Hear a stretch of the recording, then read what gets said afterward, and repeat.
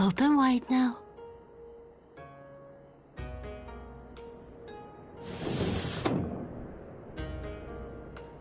Pleased to you. I'm not so frail that I cannot feed myself. I grow weary of the taste of gruel. You don't like it? Can I fetch you something else? Aye, wine. Or if that is not wholesome enough, I don't know. A sweet persimmon from Namai. I enjoyed them in my youth. A persimmon? Nay, pay me no mind. I am full. Besides, we have guests.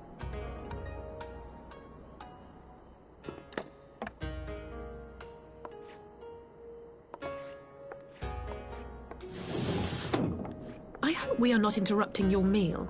We had heard you were confined to bed and thought you might welcome some visitors. Confined to... a gross exaggeration. A trifle drained from my exertions, perhaps, but with a little rest, I shall be fighting fit again in no time.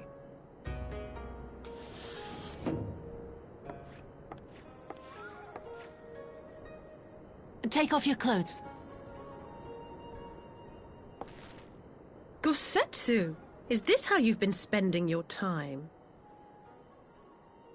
My lady, I assure you this is not.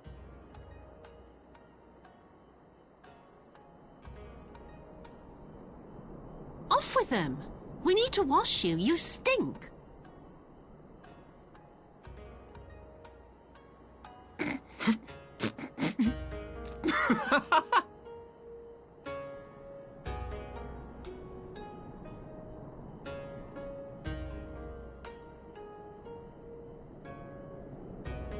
What are all these scars? There are so many of them.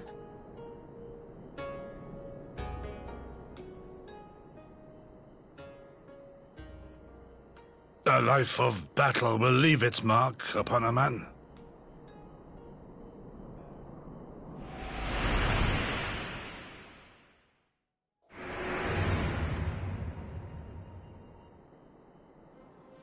Is something wrong, Tsuyu? It's nothing. I'm fine.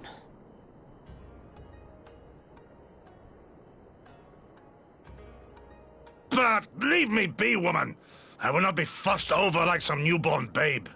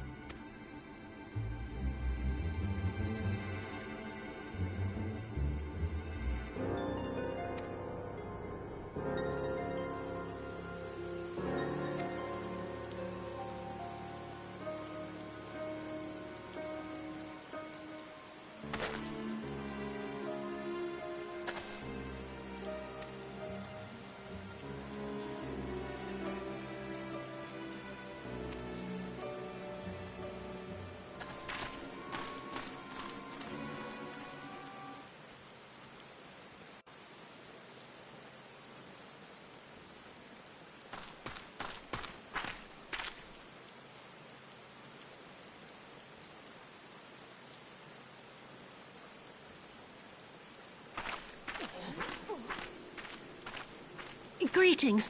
Might I have one of your... Wait! Please! I only wanted a persimmon.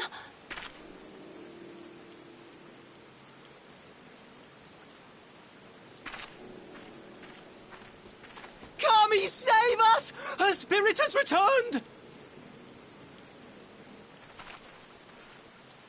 She's back from the dead to seek her revenge!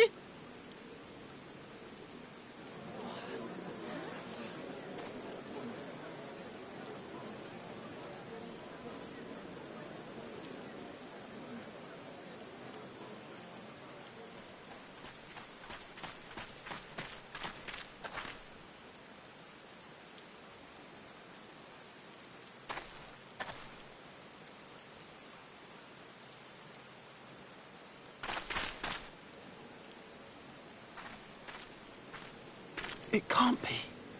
She couldn't have survived.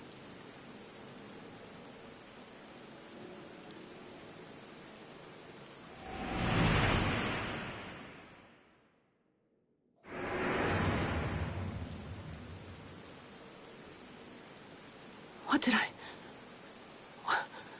did I do? As if you don't know! Good people of Namai, be at ease, I pray you. You have naught to fear.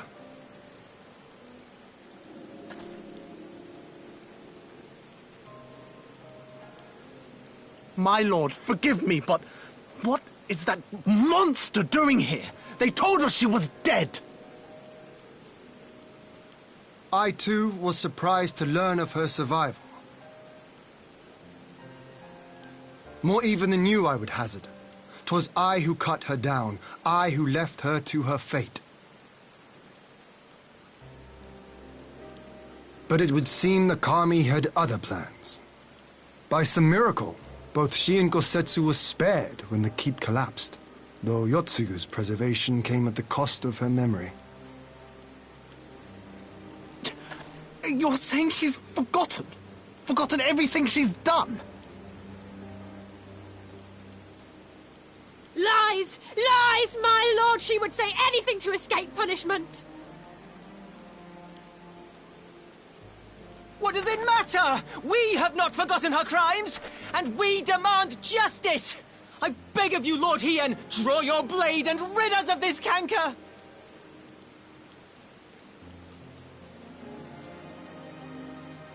What I saw then, it's all true. I'm sorry. I'm so sorry.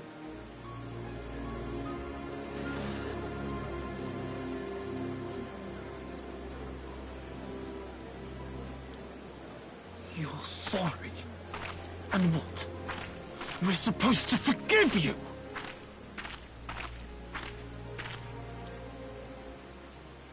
Here, there's no need to cry.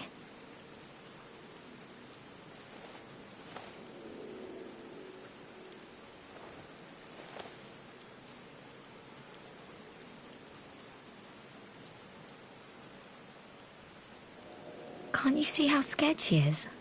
How can you be scared of her? She's not the same.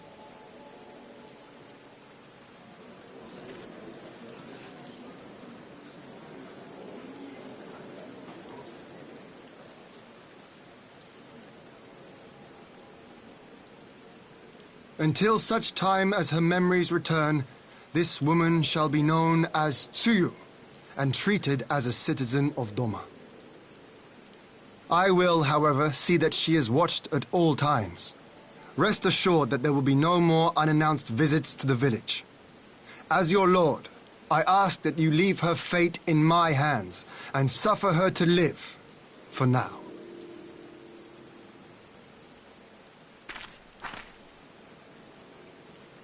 Please, Issei.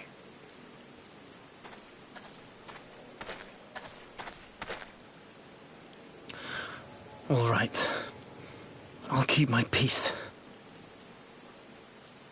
As long as you're happy, that's all that matters.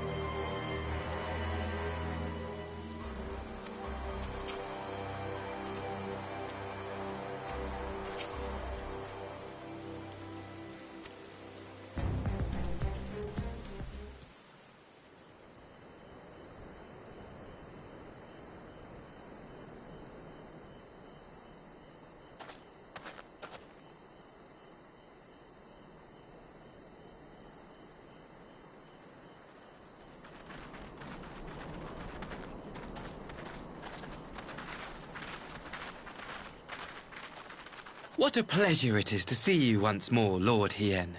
Not to mention my dear sister.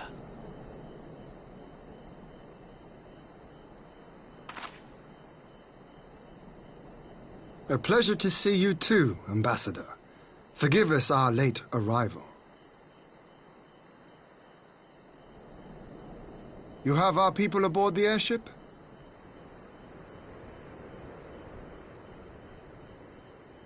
Exactly as agreed. We would leave you in no doubt as to the purity of our intentions. I dare say it was the self-same spirit of cooperation which prompted you to bring Yotsuyu here today. Indeed. Before excluding her from the exchange, I thought it only fair that you see her condition for yourself. Physically, she is in fine health, but her mind is unchanged.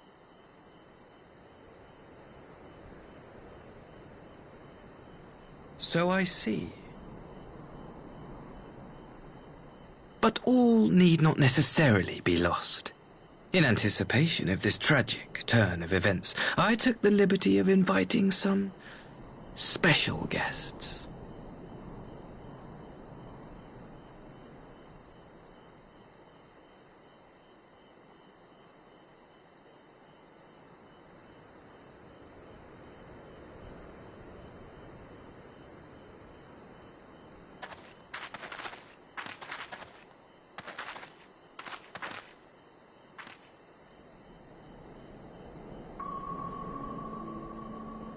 Ah, Yotsuyu. You look, well.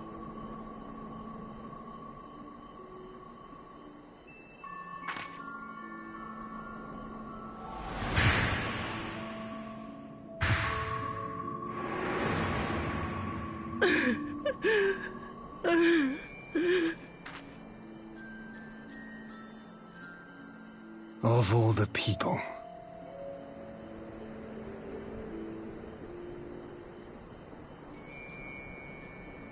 Is something wrong, dear sister? These are our beloved parents.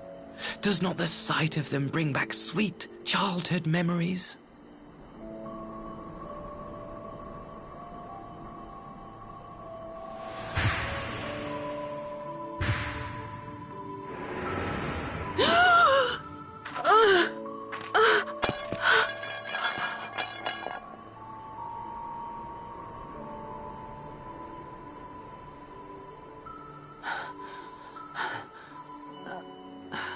Gosetsu. I have to take this to Gosetsu.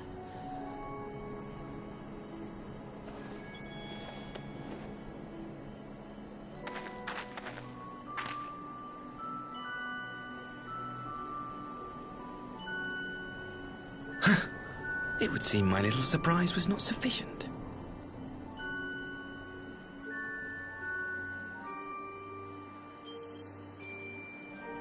You needn't glare at me so, Lord Hien. I merely did what any loving son would do for his family. Lest you doubt, I am content to leave the acting viceroy in your care. Pray, treat her as you would any daughter of Dorma.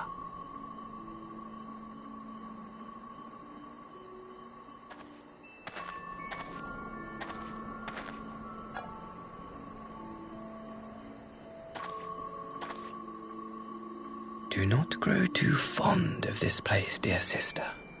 You will come back to us ere long.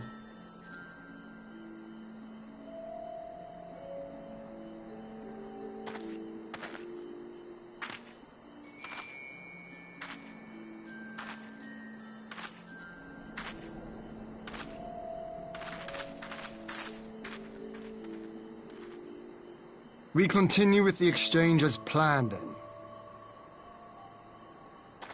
Very good. The structure across the river should serve our needs. We shall await you there with the conscripts. If you would bring your captives. Agreed. Until then, Ambassador.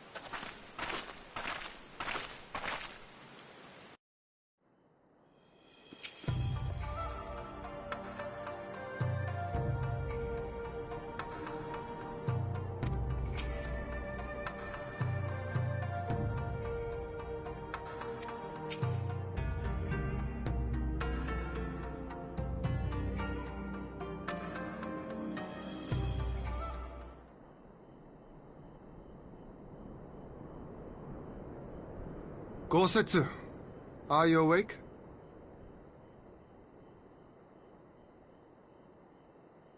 My lord, come in, come in.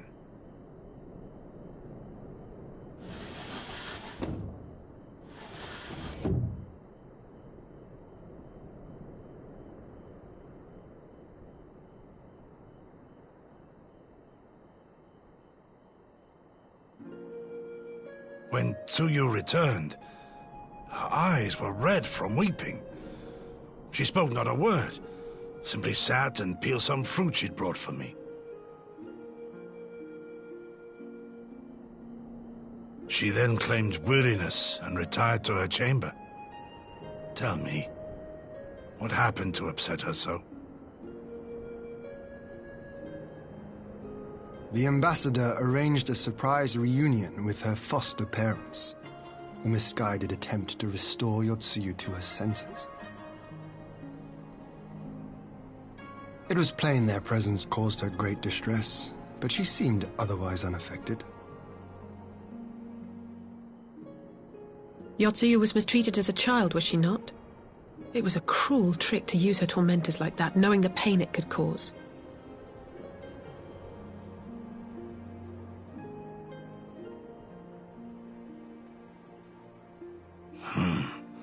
I like this Asahi less and less. Be that as it may, he has agreed to allow Yotsuyu to remain with us in Doma. Our primary concern now is to hand over the prisoners without incident and bring our people safely home. There was one other detail at the meeting which caught my attention. I assume you all noticed the rather suspect crates within the castrum. The Imperials were quick to retrieve them afterwards, but I wonder...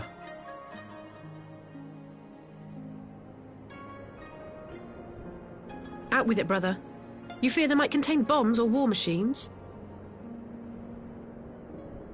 If the ambassador wanted me dead, he has had ample opportunity. No, assassination is not his intent, but we should be on our guard for other acts of treachery.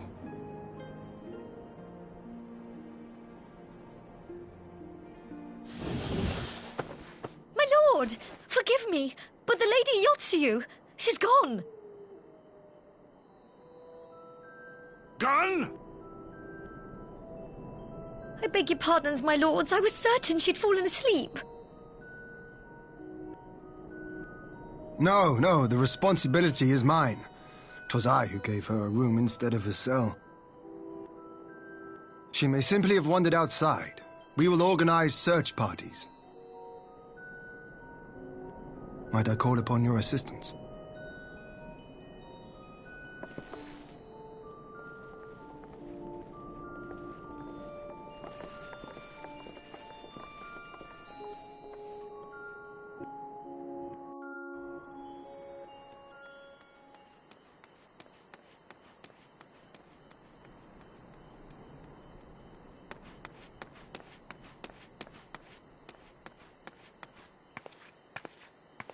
Help! Help!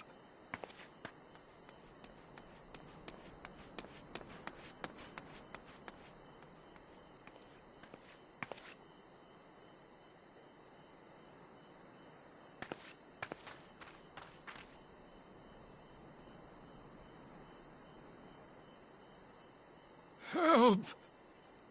Help me!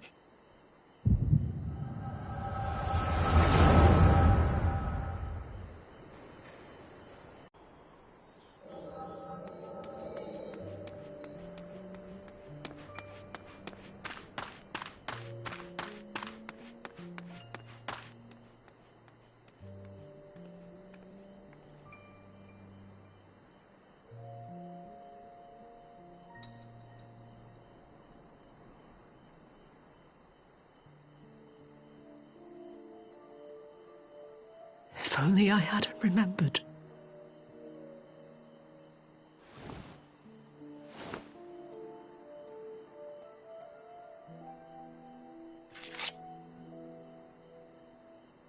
He should hate me.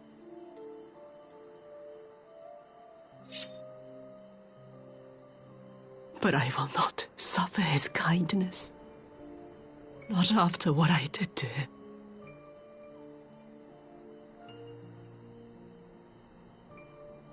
Who's there?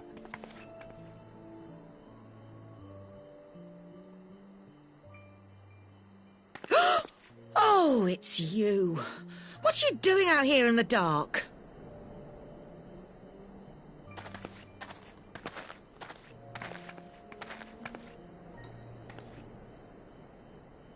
This is the Enclave, is it? When the soldiers dragged us back to Doma, you were the last person I expected to see. You're the bane of our existence, Yotsuyu! A font of misery!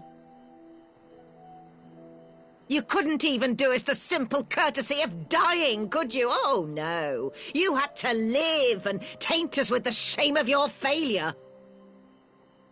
We had a perfect life in the capital, and now they're making us wallow in this muddy ruin like common swine. I don't deserve this. Now, dear, that'll do. There seems little point in berating the girl when she scarcely remembers her own name. Our time would be better spent contemplating how we're to survive this unhappy predicament.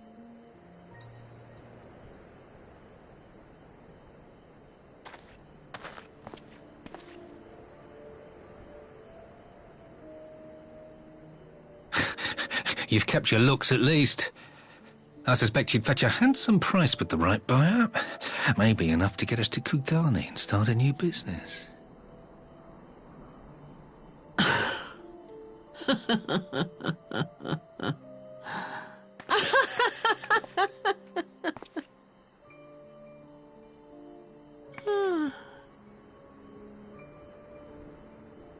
Ah, my beloved parents. No sooner do I wake from gentle slumber than the world returns in all its cruelty. Yes, this is how it always was. How it was meant to be.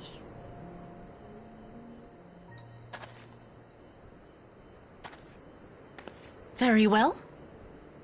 If I cannot escape my nature, then I shall embrace it.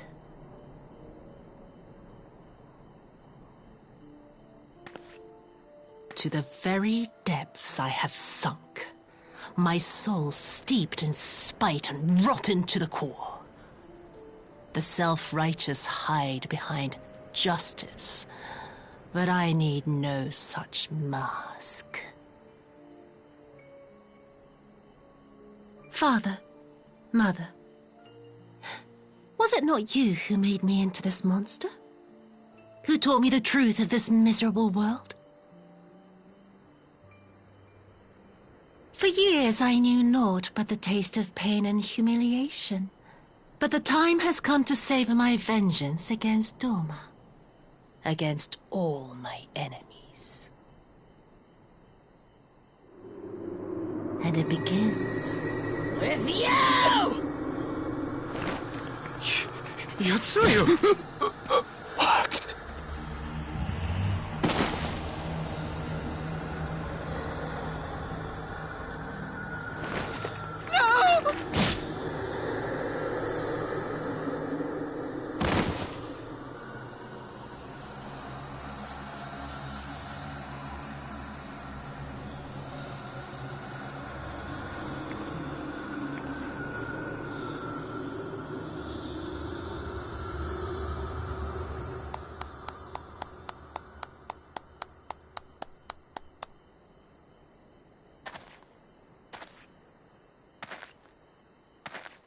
Well done, dear sister. Did I not say you would come back to us? Brother dearest, what a surprise.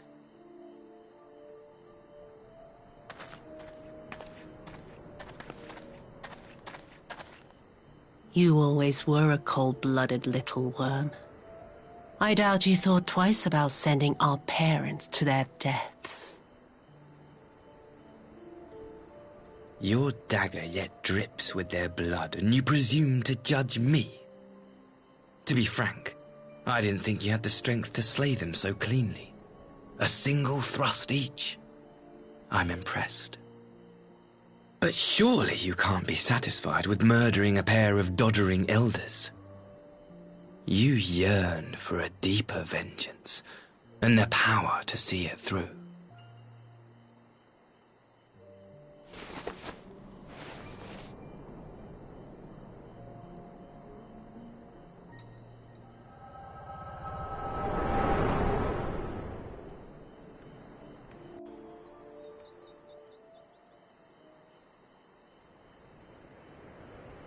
Please. I don't want to die.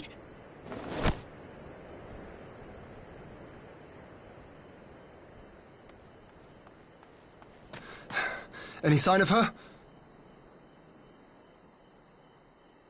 What happened here?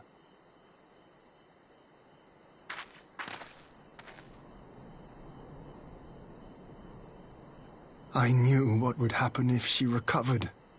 And still, I did nothing. You say she left with her brother? Whatever he wants with her, he was willing to pay for it with his parents' lives. But this is neither the time nor the place. We must gather the others.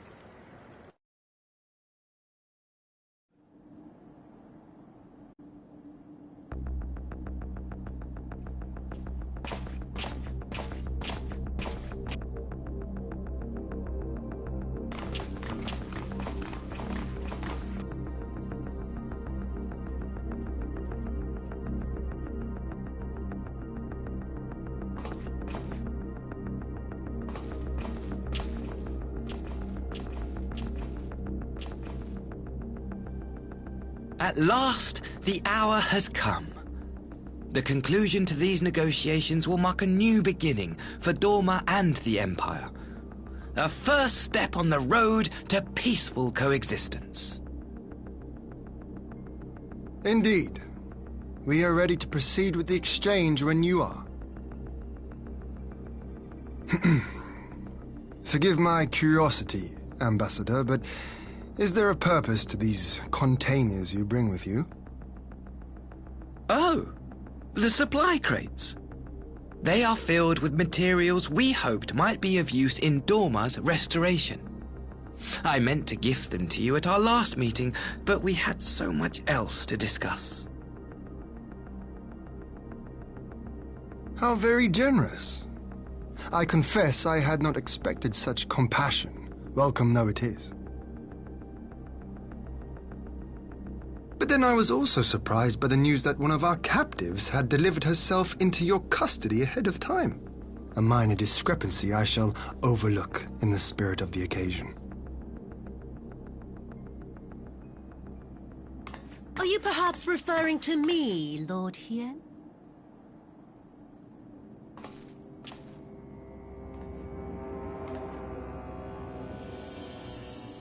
Yotsuyu.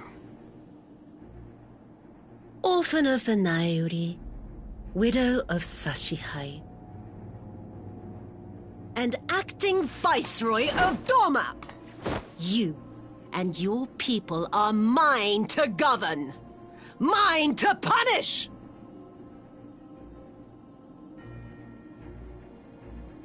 Well, well. It would seem your shattered mind is mended.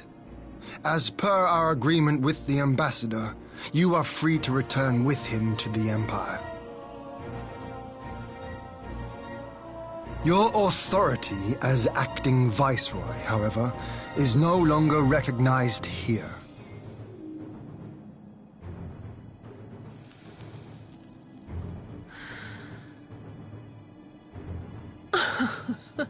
My position is not for you to decide, little lordling. All who resist the rule of the Empire must be purged. Such was the order given to me by Lord Xenos himself.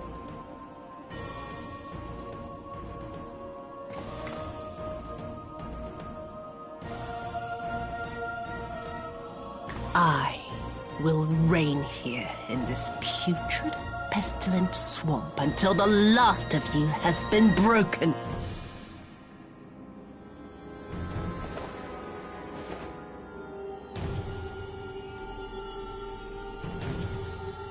This land shall know no dawn. I will spew forth darkness and drown all in eternal night. And high above you I shall shine, uncaring, cold and distant as the moon!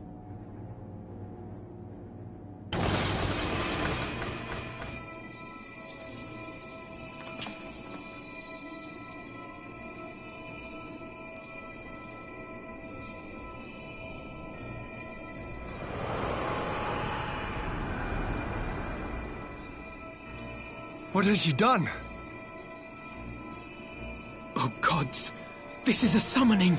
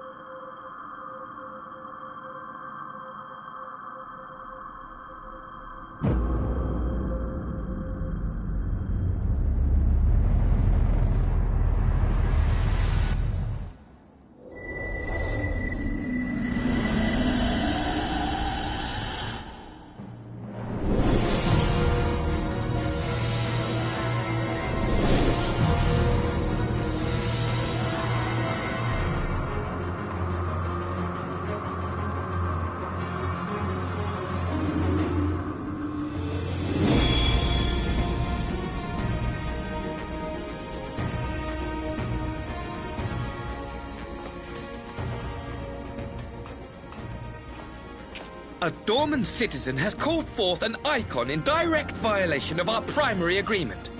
The negotiations have failed. Abandon the captives and make preparations to withdraw. But Ambassador! Disobey me, Pilus, and you disobey the Emperor. Make preparations to withdraw! Now!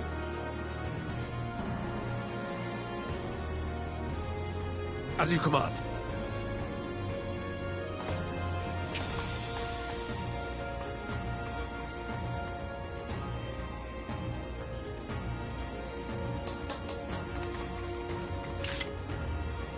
My lord, you must fall back! You ask me to run?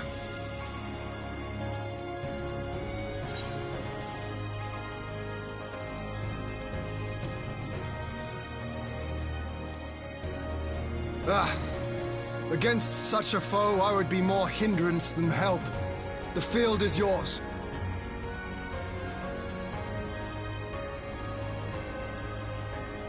We will withdraw, but not without our countrymen. I want every soul accounted for. Every soul! My lord.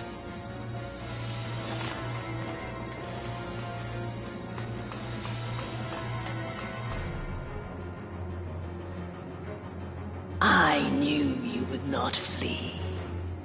I see now the strength which flows from that baleful light of yours.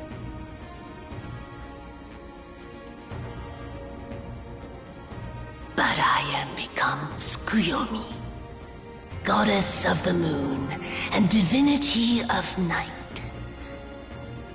What power can compare to such celestial majesty? I shall plunge all I despise into darkness. And within that black abyss, even your light shall flicker and fail. Come, let us cast the stalks and look upon the fate of Dorman. I see a future in which the sun sets on this wretched land. Once and for all!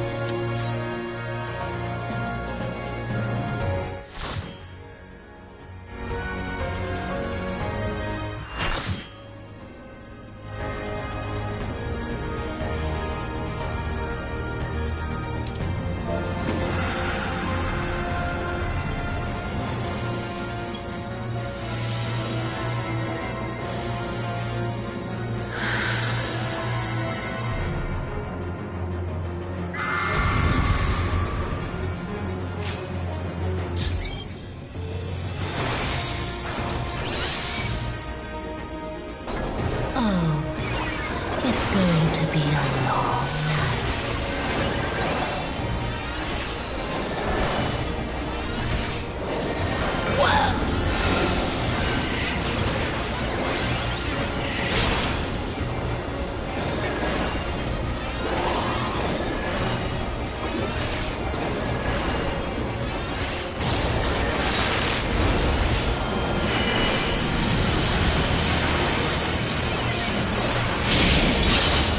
Your end is near.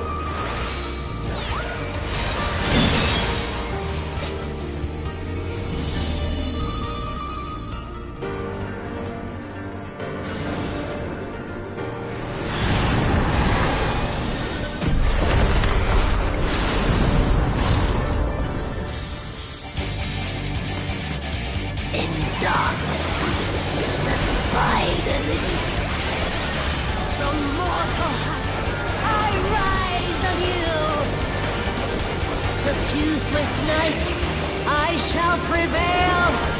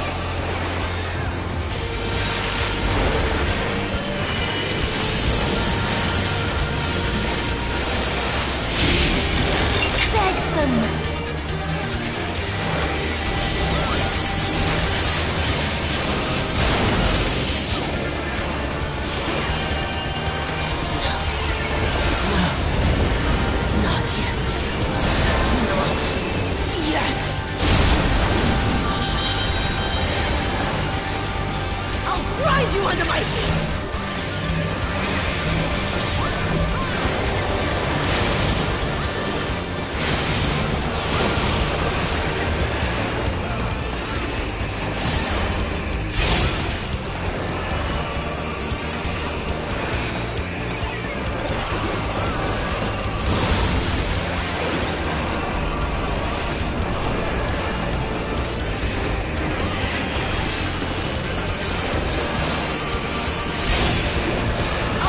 You under my heel!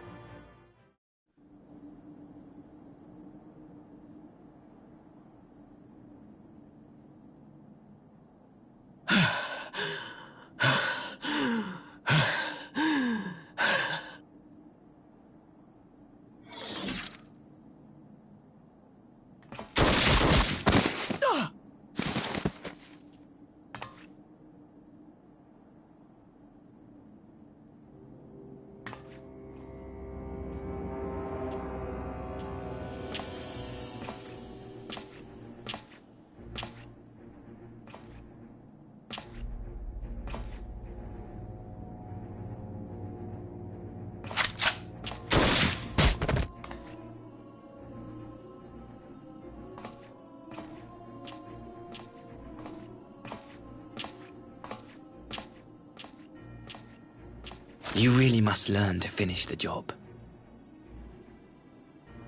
'Tis true that a gaudy mirror and a handful of crystals make for a feeble summoning.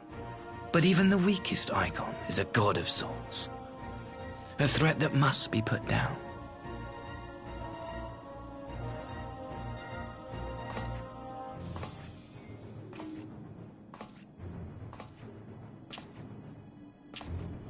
My! Such hostility! These beings are the sworn enemies of the Empire. I merely did my duty as an Imperial officer. Will you surrender to anger, then? Slay an anointed emissary to avenge a fallen foe? Ha! You cannot, of course! To do so would burn the bridges we have labored so hard to build. Oh, but I'm forgetting. They're already ash. This Dorman woman has seen to that. The Empire cannot ally itself with any nation that refuses to renounce summoning. I believe I was most clear on that point.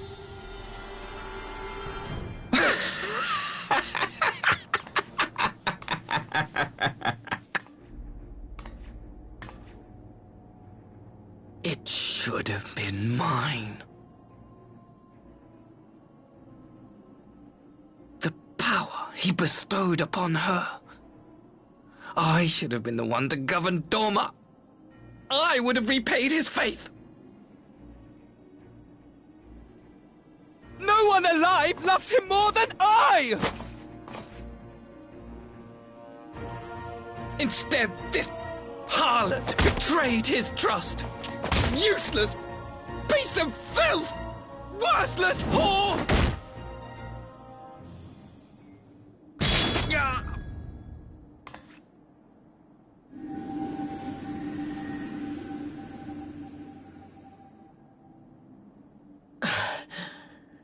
Thank you, dear brother, for this precious gift. vengeance.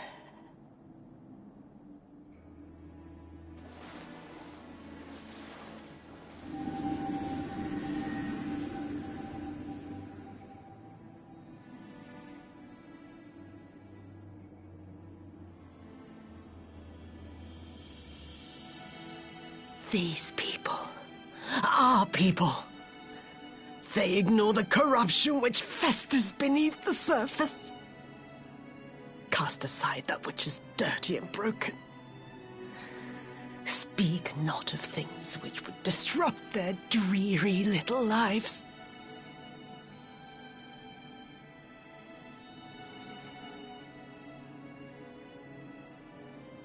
Like you, Asahi. Always pretending not to see. You were the first. The first I swore to kill.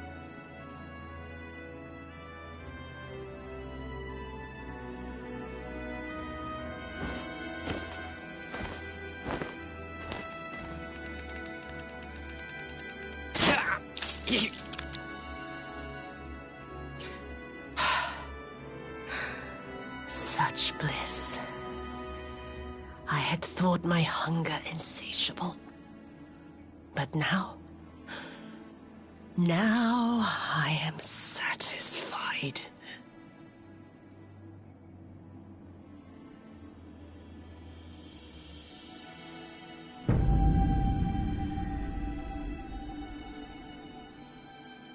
You should feel honored, dear brother. I saved the last of my strength, just for you.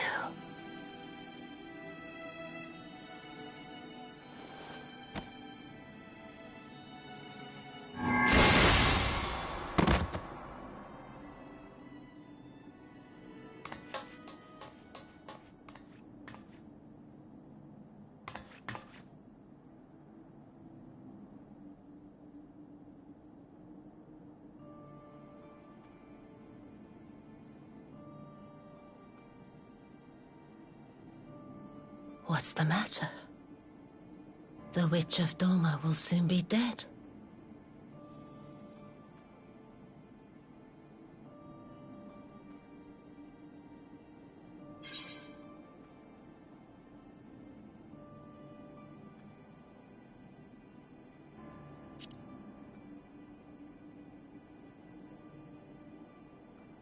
He will mourn too, perhaps.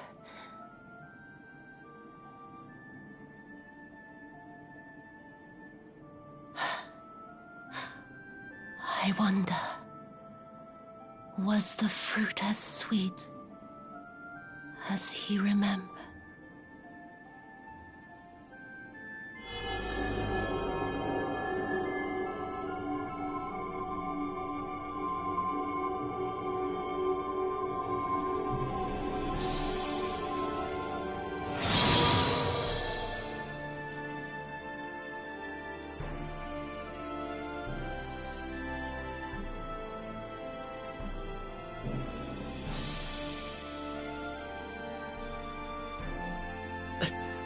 Lord Xenos.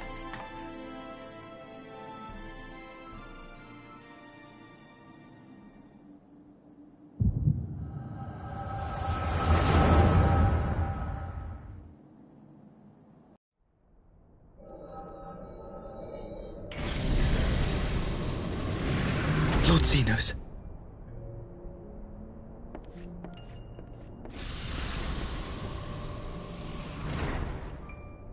I am at your disposal.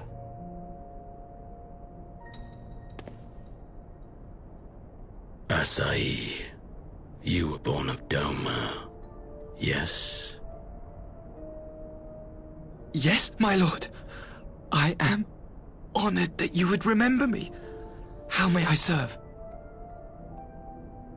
You are hereby appointed Ambassador Plenipotentiary, and empowered to speak with the voice of the Emperor. Return to your native land of Doma, and announce your intention to sue for peace. For peace? Once negotiations are underway, you are to locate the acting viceroy. She lives? That is to say, I will, my lord.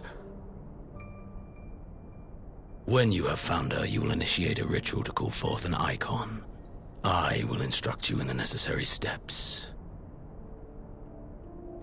Yotsuyu's faith is unreliable, but as a child raised to believe in the Kami, she will serve as a vessel for one of the Kojin's gods.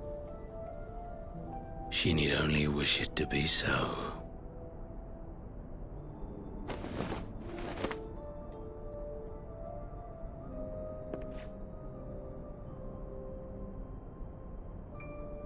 The power will seem a gift, but the icon's essence will consume her. She will be no more than a husk, a slave to whim and desire.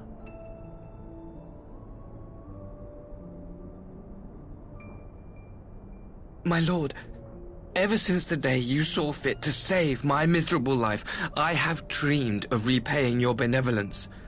Upon my honor, I swear to devote myself wholly to your service. All that you command will be done, no matter the cost. But I fear the subtleties of your plan yet elude me. From the reports I have heard, the champion who aids the Doman resistance would make short work of a single icon.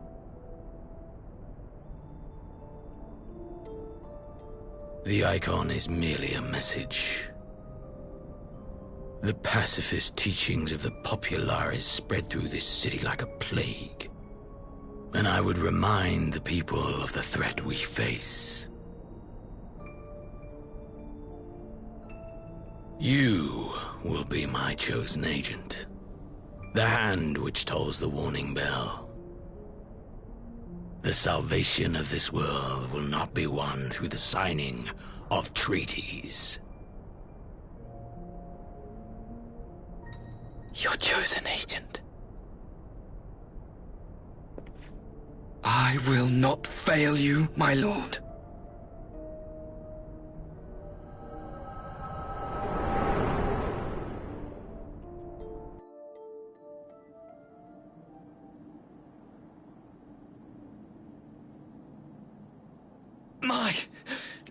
My master, Lord Xenos, he will come for you.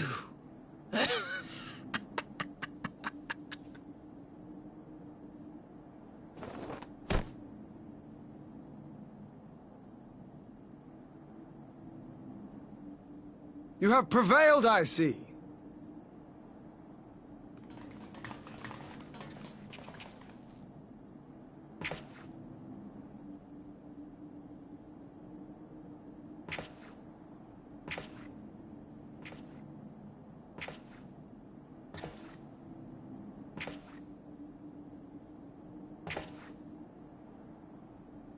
She is gone.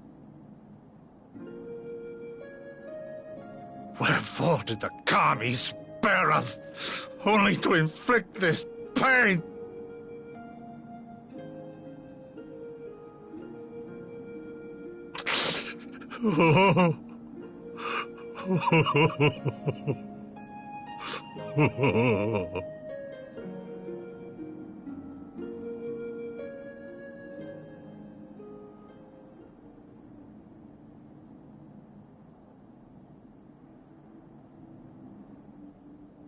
Death shall not want for company this day. You spared us a worse disaster, but I fear our fledgling peace with the Empire was beyond saving. Lord Hien!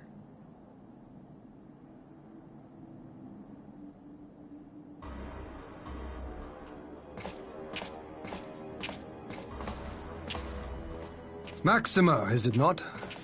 I assumed you long fled. I entertain thoughts of escape even now. But our negotiations have yet to reach a satisfying conclusion. The ambassador insisted that the summoning spelled an end to our mission here. But it seemed to me there was more to the tale.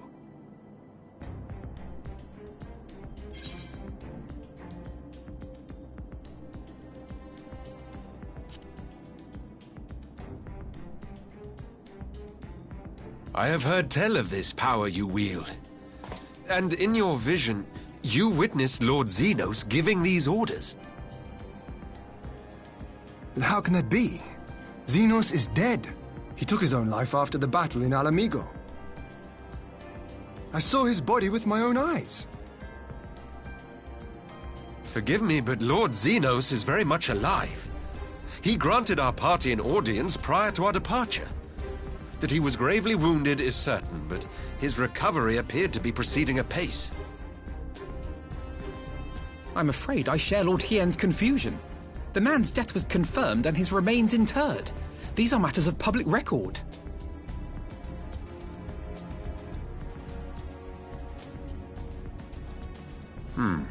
I have no doubt you believe what you say. But what then is the explanation? That an impostor has infiltrated the innermost circle of the Imperial cause? The idea is inconceivable, absurd. But worthy of investigation nonetheless. Our movement can ill afford to have a highly placed pretender undermining our efforts. Your efforts may yet bear fruit. Tell me, what is to become of our prisoner exchange? Though we have already taken custody of our conscripts, we have yet to release your Imperial comrades. Do you still intend to collect them?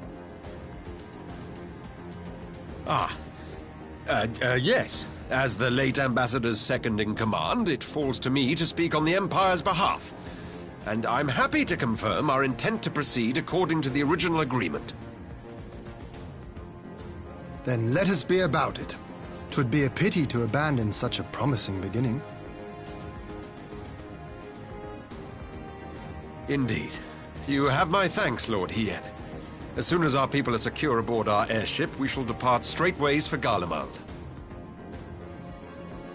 Tread lightly, Pilus. I sense treachery awaits you there.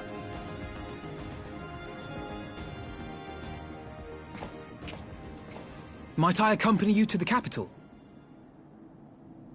Alphino, have you gone mad?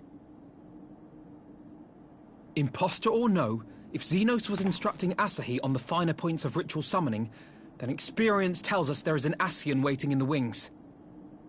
Without our knowledge and expertise, our new friends will be hard-pressed to contend with a foe for whom death is but a minor inconvenience.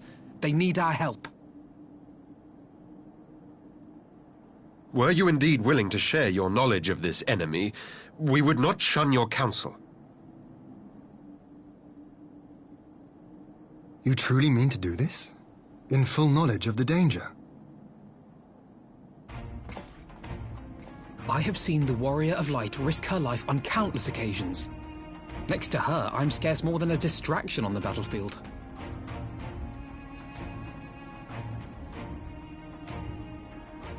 But in the meeting room or the audience chamber, there I can make a difference. I can strike bargains, forge ties, and change minds. And where better to do these things than in the home of our old enemy?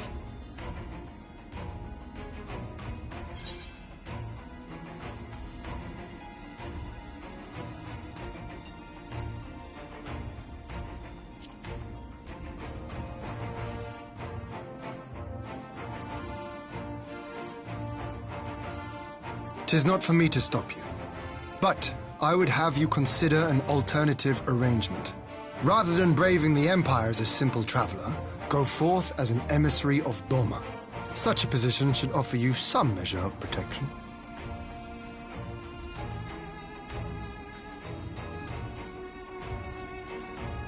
Go then. You've obviously made up your mind. Just try not to do anything reckless, all right? I shall be on my best behavior. Farewell, my friends.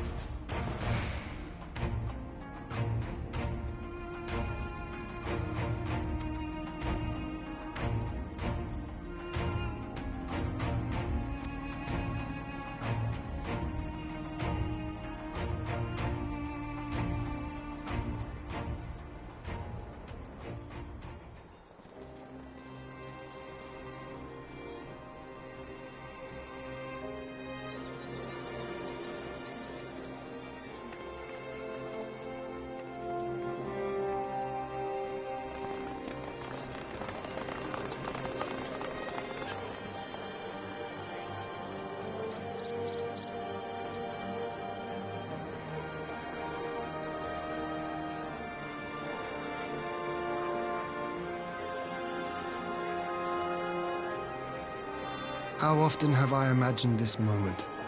Thank you for helping it come to pass.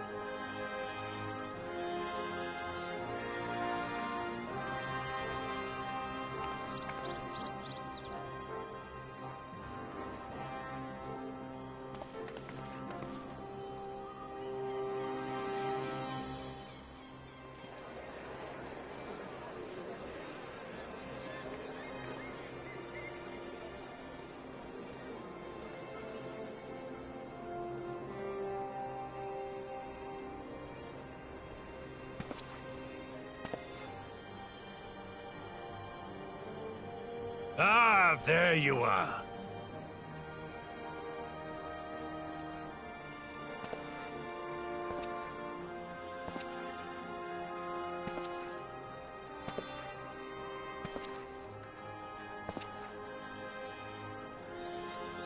Gosetsu, your hair. My friend, what have you done?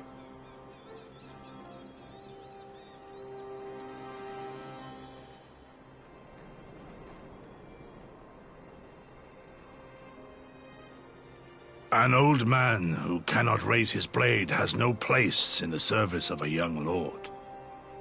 Thus did I decide to devote my remaining days to pilgrimage. I will walk this land, offering prayers of repose for all the souls who left this life in suffering.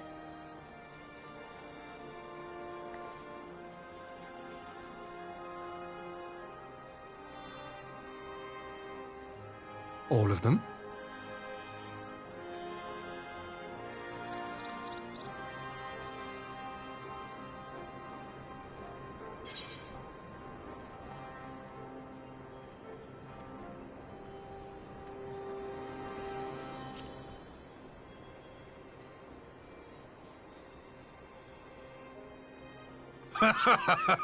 A fulsome farewell makes for an enjoyable journey. Scarcely have we said our goodbyes to Alphino, and you leave us too.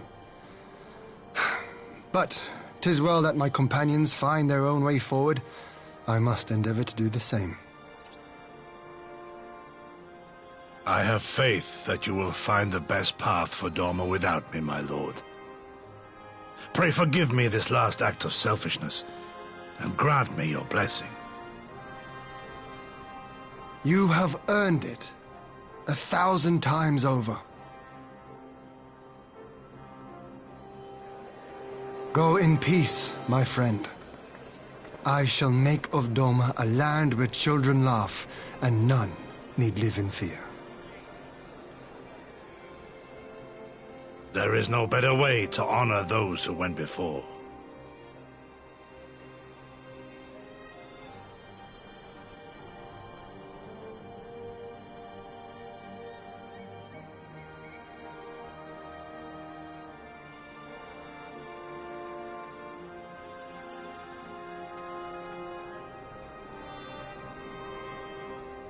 And with that, I take my leave.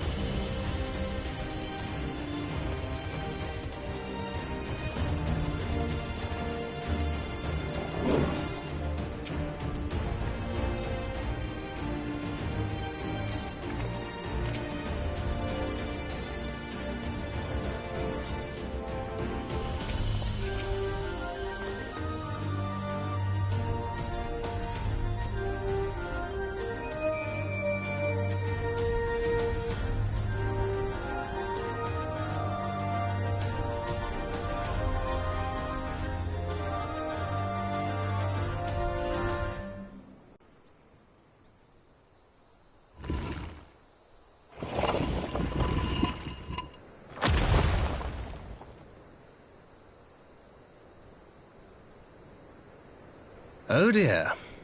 We seem to be missing a corpse.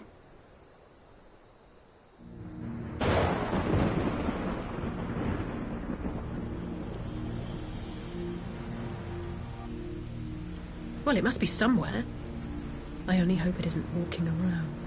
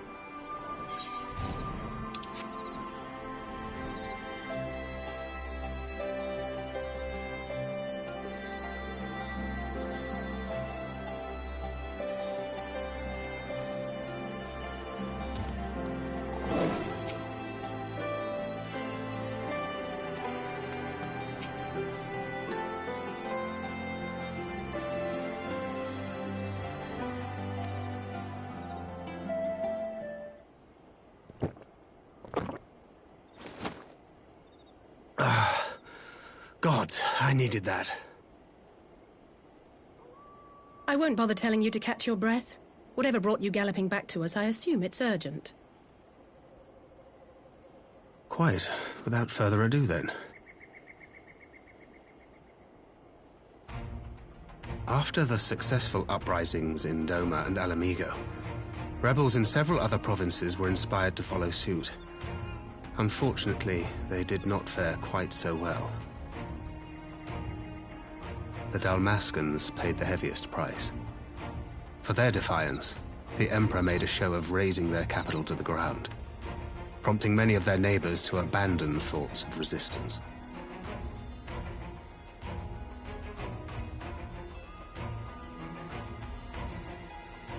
But not all have given up on liberty. Heartened by the news of Doma's prisoner exchange, some still believe that the Empire may one day be amenable to negotiation. We have the shinobi to thank for spreading the good word. They have worked tirelessly to keep the subjugated informed, and a little knowledge can go a long way.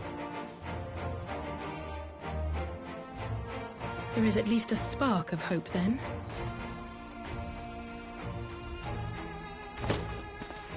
A spark in want of kindling, yes. The Alliance has already begun supplying materiel to resistance movements abroad, many of whom would otherwise struggle to continue the fight. The support effort has been led by the Sultana and the Elder Seedseer, who have both seen enough Alamegan refugees to know the consequences of oppression. And for their troubles, they have quickly earned a reputation as folk heroes in certain corners of the Empire. That is all for the provinces. As for the Garlean motherland itself, our friends the Populares have suffered something of a setback, I regret to say. Talk is rife that Doma has summoned a primal, and the Empire's more liberal voices are being drowned out in the fearful clamor for retribution.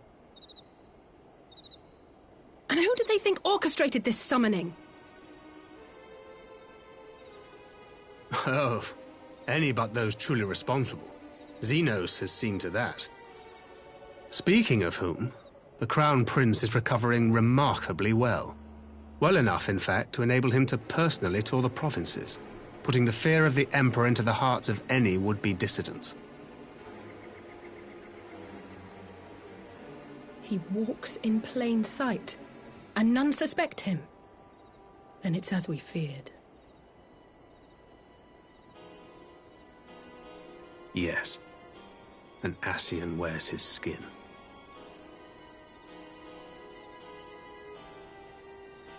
But it was not that which brought me here in such haste. During my time in the provinces, I learned many things. Yet at no point did I hear any report of a Doman emissary in the capital. But Alphonse should have arrived by now. Could they be holding him there in secret? The possibility did cross my mind, but I have reason to believe he never reached his destination. As you know, Scions assigned to covert operations, such as Riol and myself, are issued special link pearls for communication in the event of an emergency. I mention this because it was originally Alphino's task to coordinate the response at headquarters, meaning he has one. And whose voice should I hear when mine recently crackled to life? You spoke with Alphino? Spoke with? No. I but heard his voice, and none too clearly at that. 2 words were all I could make out. The burn. The wasteland on the edge of Otherd. Something must have happened to them there.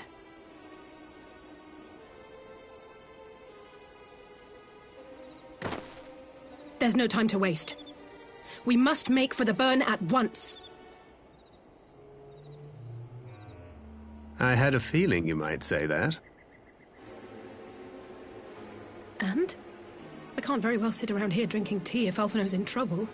You've said yourself that this link pill was only to be used in emergencies. So I'm going, and that's the end of it.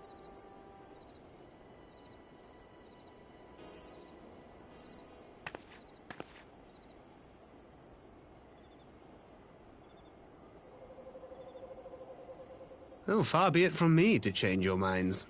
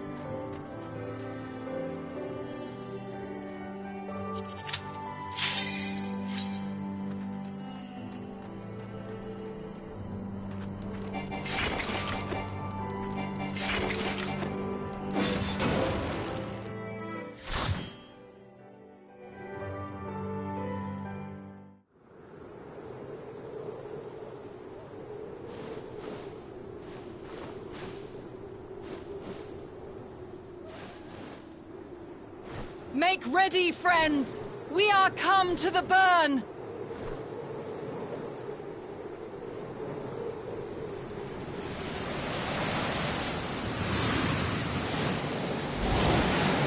Everyone, land where you can! We must wait out the storm!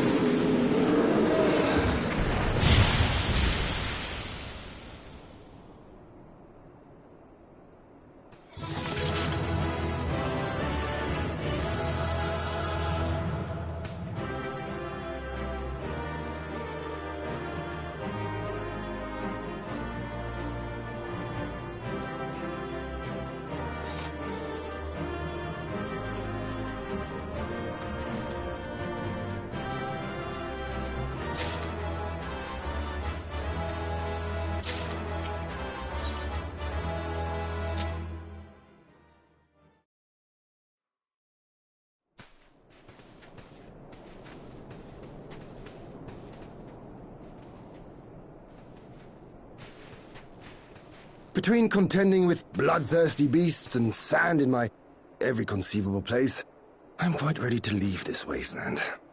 But first things first. Do you see the crashed ship over yonder? Judging by its class, it must be the vessel that bore Master Alphinaud away.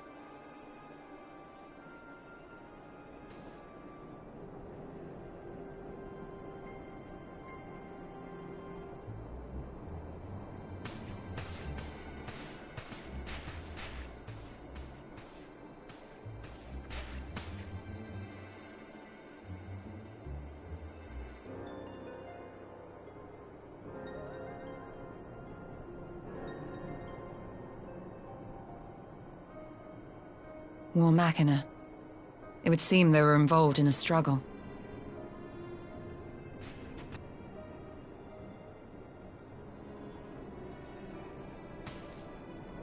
There may be clues. We should split up and search the area.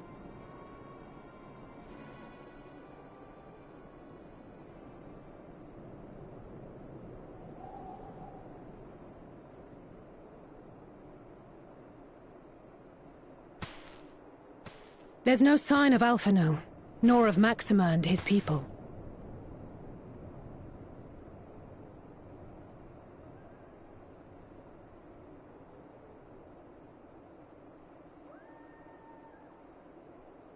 These were no ordinary soldiers. Over here!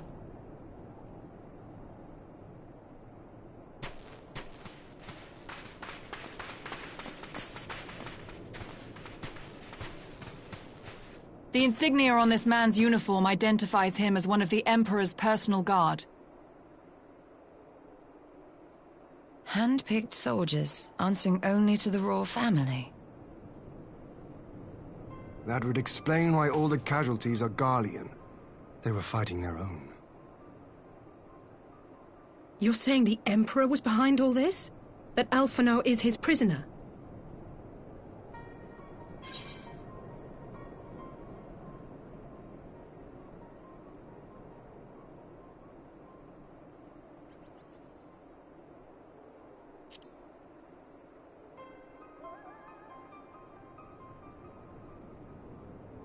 Aye, we must not jump to conclusions. Besides, Alphinaud is more than capable of looking after himself, is he not?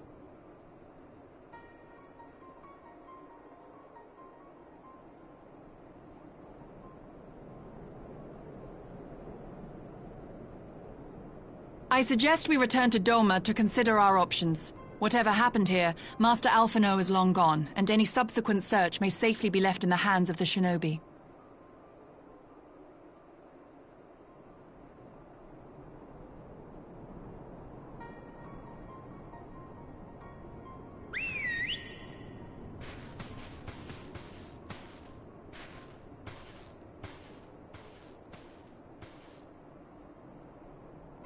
Where in the world are you, brother? If you die on me, I will never let you hear the end of it.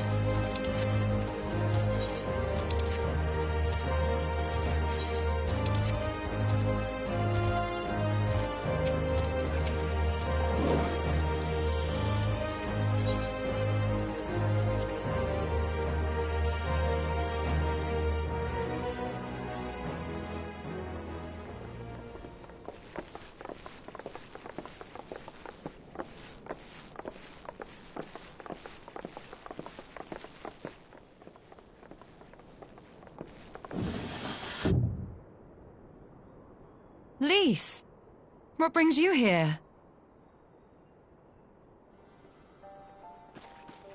Oh, Alliance business. We have a request for Doma. Well, Hien. But that can wait. They told me you were out searching for Alphino. Did you manage to pick up his trail?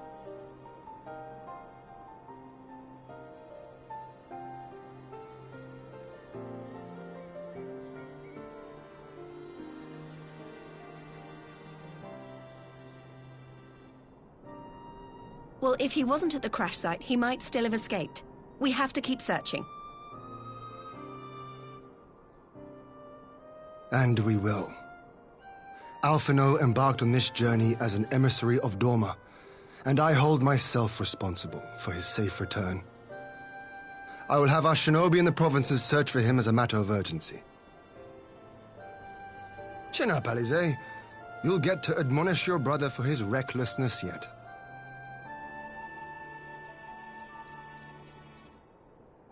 Well, someone has to do it.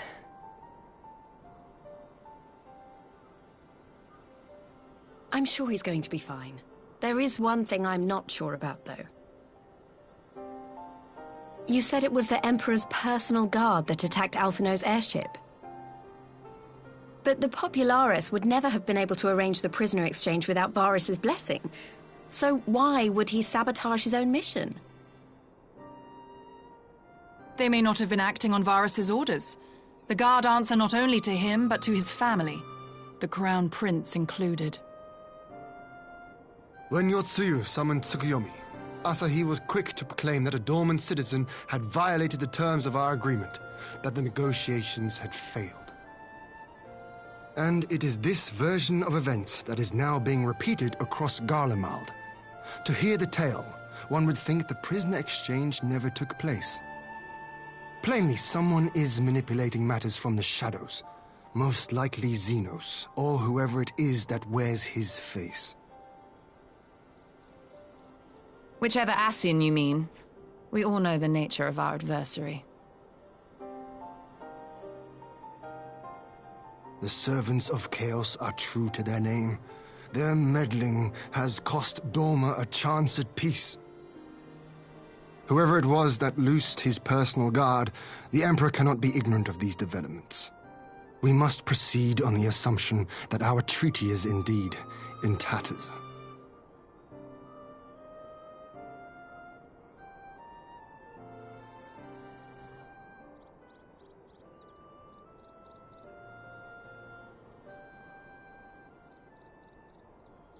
But come, Lys. You have journeyed far. Let me hear your petition. Right. So the big news is that Alamigo has agreed to join the Eorzean Alliance. To make it official and discuss where we all go from here, the leaders of the 5 nations are planning to hold a meeting, and we were hoping you might come too. We've already seen what we can achieve when we work together, and the Alliance hopes to work even more closely in future. They think it's our best hope of keeping the Garleans in check, and I agree.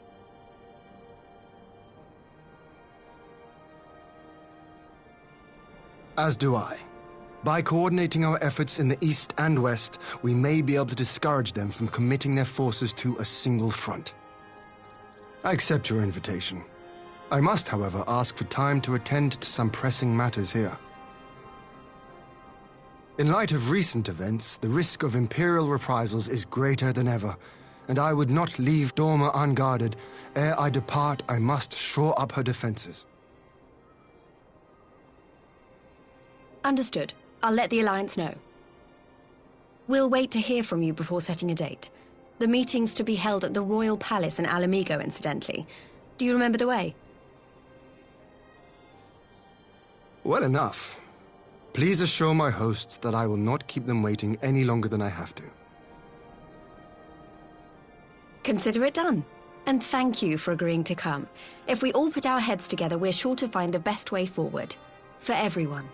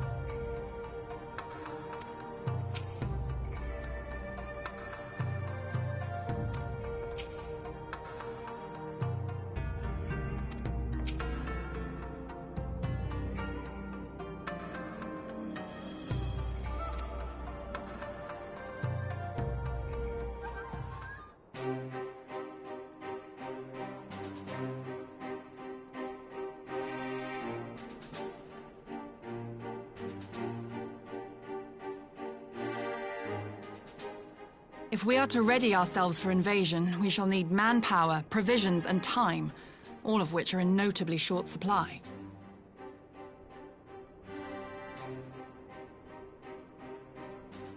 Candid as ever, Yugiri, and correct, I concede. Fortunately, I have an idea.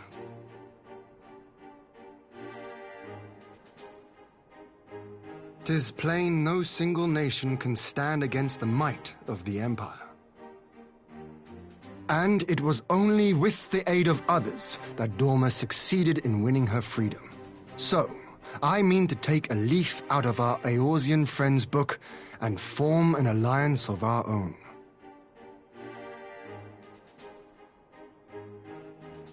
In addition to those with whom we already share an understanding, I would reach out to Hingashi and Suinosato, and further afield to the myriad peoples of Nangsha and Dalmasca. I am under no illusion. Not all will answer the call. Yet disparate though we may be, we are united in our desire for freedom. If our neighbors could be made to see what is at stake, Ascian machinations and all, cooperation need not be so far-fetched a notion. It may even seem practical. Under the guidance of our former leader, Master Louis Soir, we once strove to unite the fractious city-states of Eorzea. I dare say that experience shall be of use in your endeavor. We should be glad of your wisdom. For the record, I would have been in favor of this plan even if it hadn't been my grandfather's, but I have to ask, how will we secure the time to carry it out? Not that anyone has forgotten, but the Garleans have airships. Lots and lots of airships. Should they catch wind of our plan, they could send an armada to overwhelm us before our alliance had even begun to take shape. Not if we deny them access to the skies.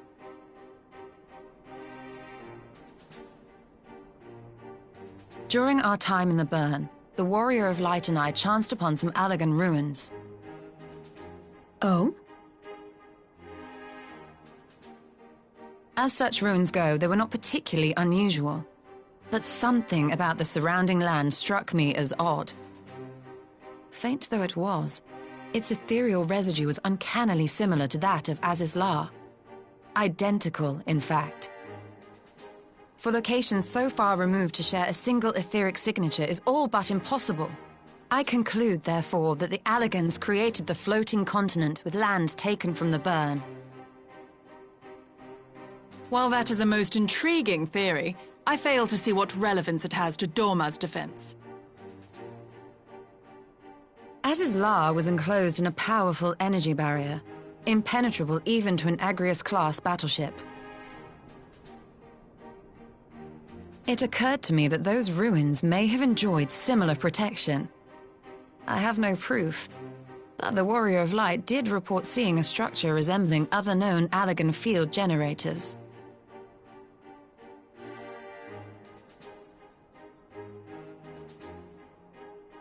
All right. But even if we could put up such an energy barrier, it surely wouldn't extend beyond the limits of the Burn. So what's to stop the Garleans flying around it?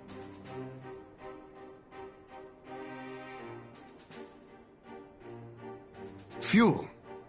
The Dalmascan capital, Rabanasta, was a key Imperial refueling point in the east. By laying waste to it as a lesson to the rest, the Empire greatly hindered its own operations in the region. If an Imperial fleet were to advance upon Dorma, it would now have little choice but to travel, as the crow flies, over the Burn. I see. A word of caution. Even assuming the generator still functions, raising a barrier of such a scale will require a prodigious amount of energy. And few places are so bereft of suitable crystals as the Burn.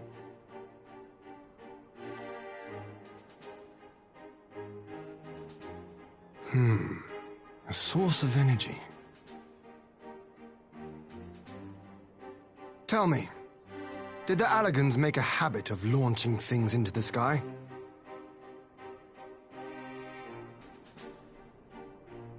curious question.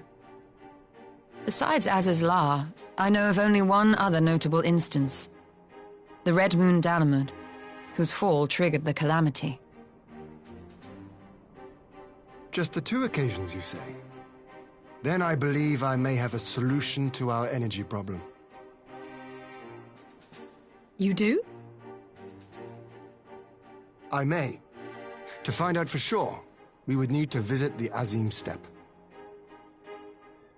Which would, I now see, present the perfect opportunity to discuss an alliance with the Zayla tribes. How very neat. What say you then? Shall we see whither this road leads?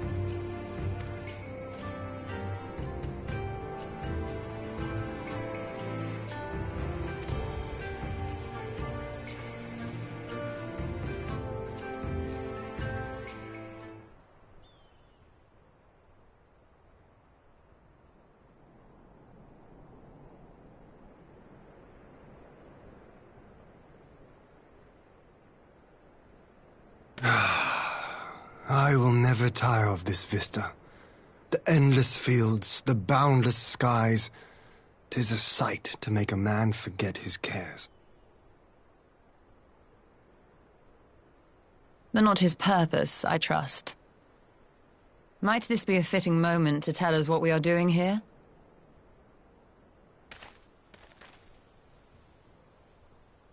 Of course. During my time with the mole, I learned some few myths of this land. One goes thus.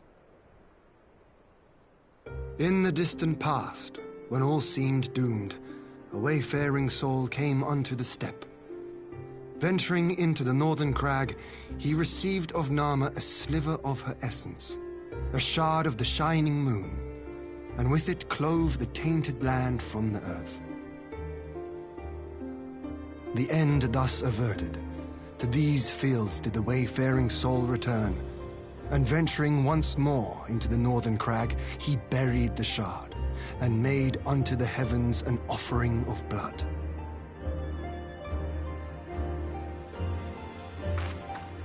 A tainted land cloven from the earth and an offering of blood to the heavens. Azizlar and Dalamud. That was my thinking, yes. And you believe that yonder mountains hide an artifact possessed of sufficient power to raise Azizlar up to the heavens? I suppose that might suffice. Worth a closer look, would you say? I would.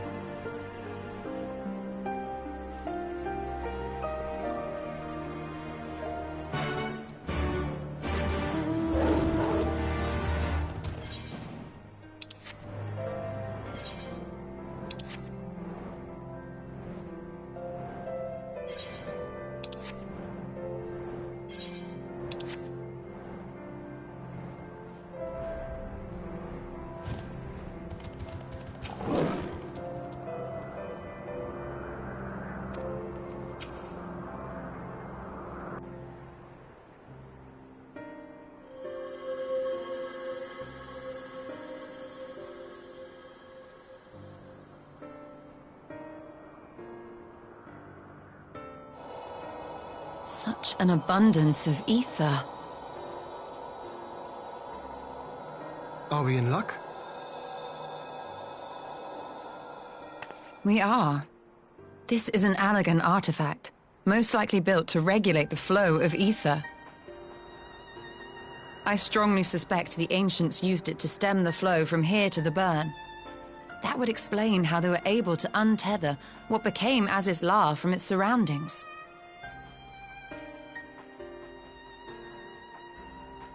But were we to throw open the floodgates, the resultant deluge would surely be sufficient to raise our wall. And in restoring the flow, we may also restore life to the wasteland.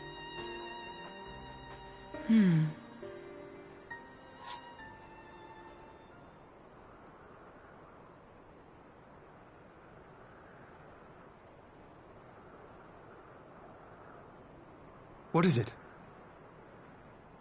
While the device itself harbors a surfeit of ether, the opposite is true of the surrounding area.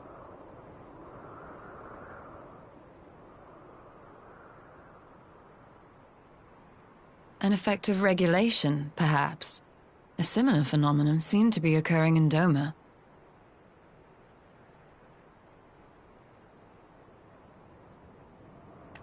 Whatever the explanation, the answer will not reveal itself here. We have seen what we needed to see. Let us return to Mol Illo.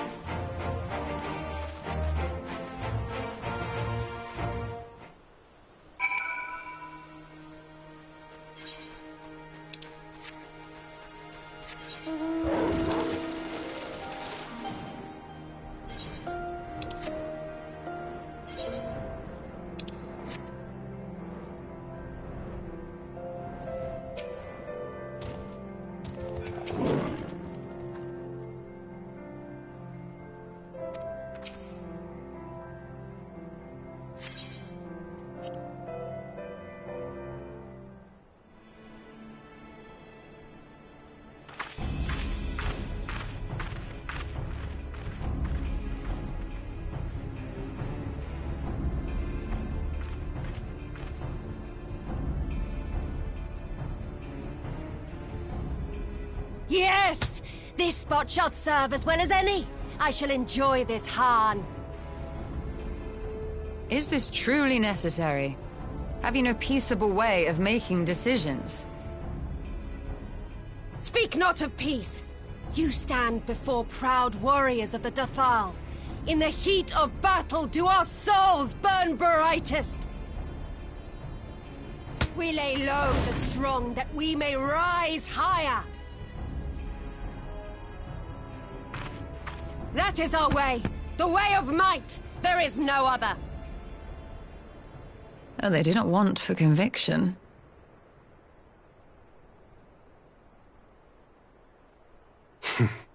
Indeed. It's what makes them such dangerous enemies, and such useful allies. Enough talk! It is time to fight!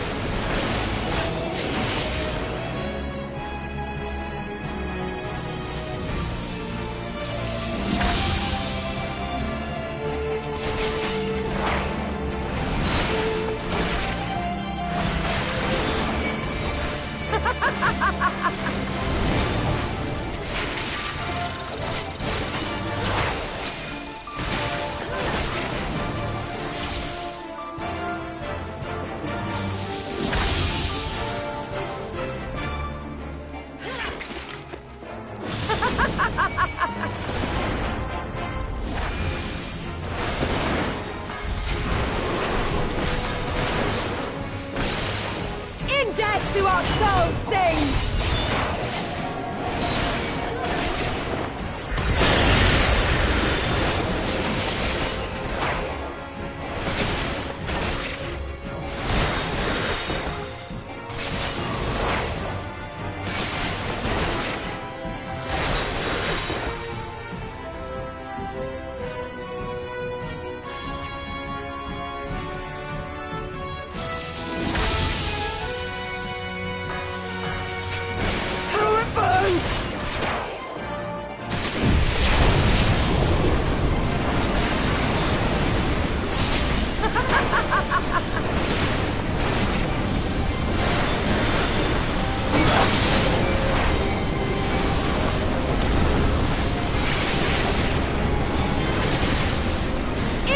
Do our souls sing!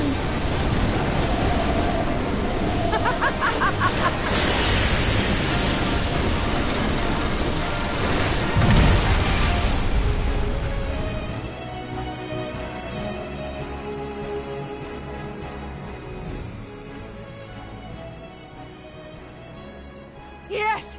Yes! Not since the Nardum has my soul burned so!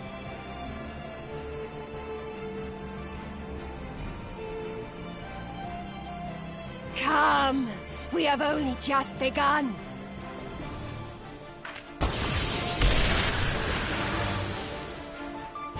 Enough! You were not granted leave to set the steppe ablaze. Well, well, the sun has come out to play. Be gone, Moonstruck Oranir! I am busy! Fool of a Dathal! Have you forgotten the face of your master already? The sun will never set! From his seat on high, he reigns over all, now and forever.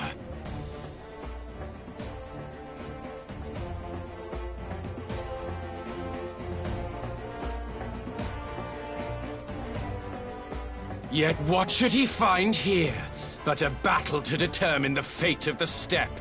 A battle waged without his blessing. This will not stand. You, Doman! You who come to petition the warriors of this land, forget that all Nama's children are wards of the Orinir. As first among my brothers, your petition is mine alone to judge.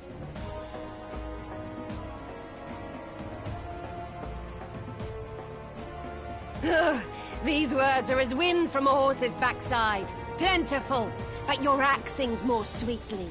Let her speak for you.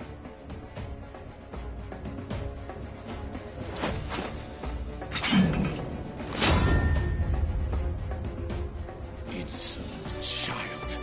You will learn your place!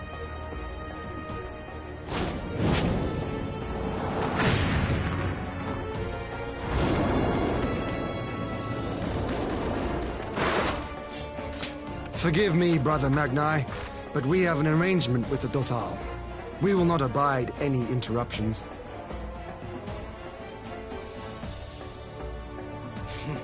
So be it. The sun will pass judgment on all. Didakul, join me.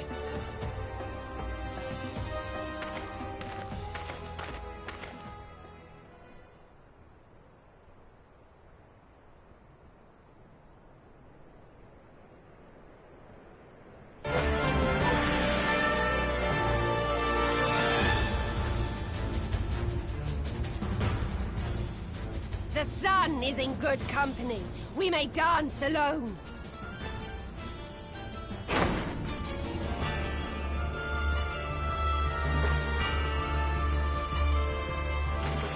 Beg not for mercy, for you will have none. Bear witness to the power and the glory of Azim!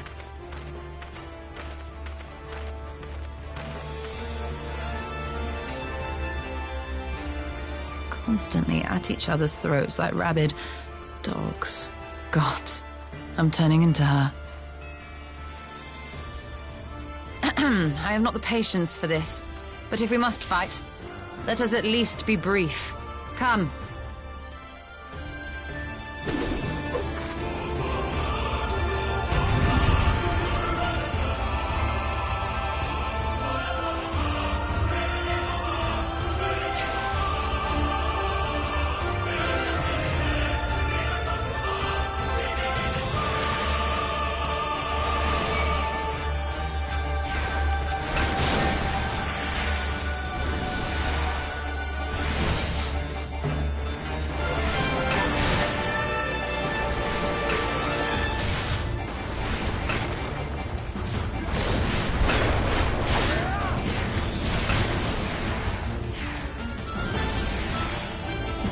Down before me!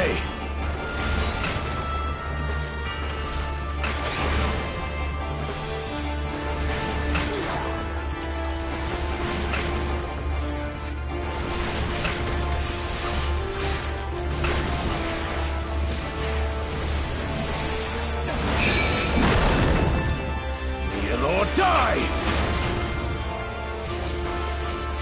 Mark well and learn!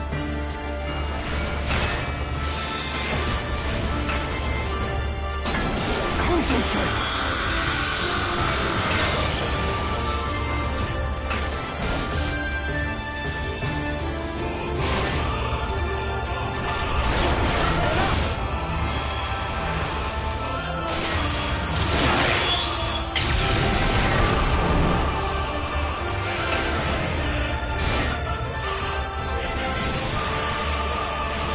Bow down before me! Mark well and learn!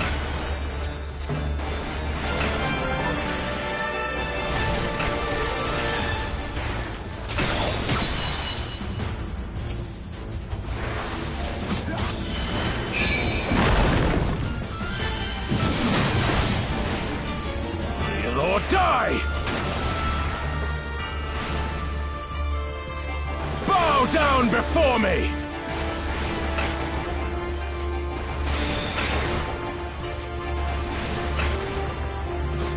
Tremble before the sun!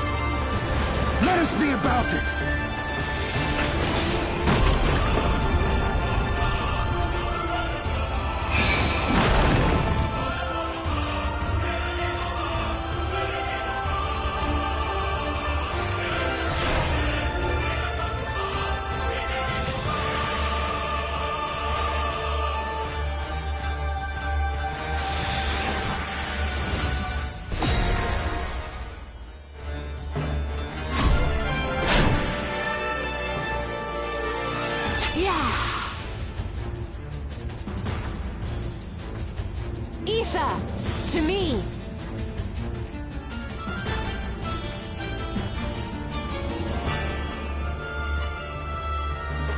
Have at you!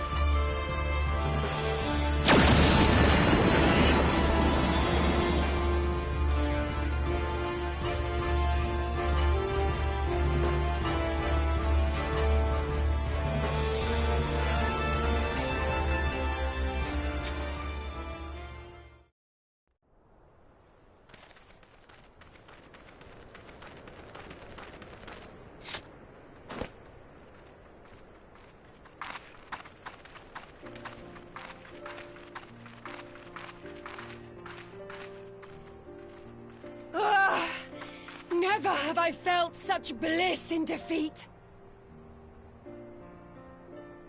'Twas a battle to burn soul and flesh to ash. We Dothal will lend you our strength as promised. Narma's power is yours to wield.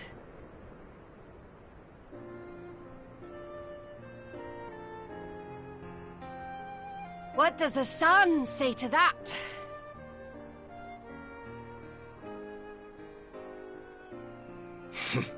The sun is not driven by base motives such as yours. But they have been judged and found worthy.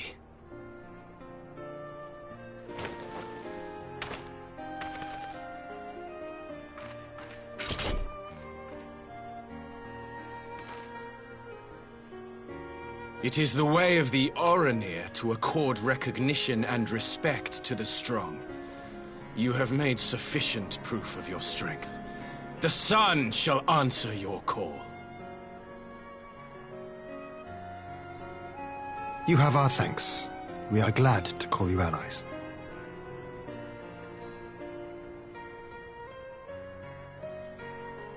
You? By what are you called?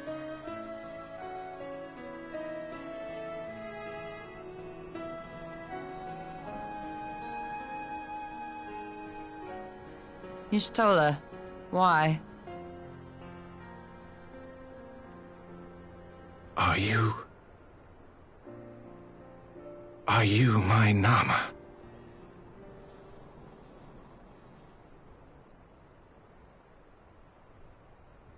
I beg your pardon?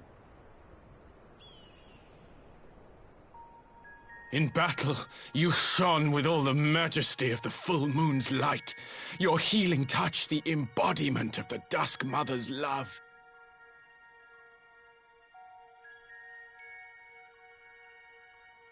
Long had I wondered if my Nama might not be a woman of the steppe. Beholding you, I am all but certain.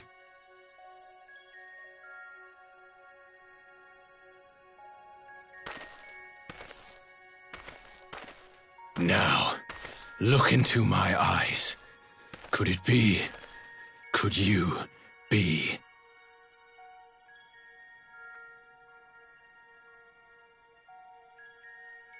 I am. Not interested, little son. Try again when you've become a man. Little?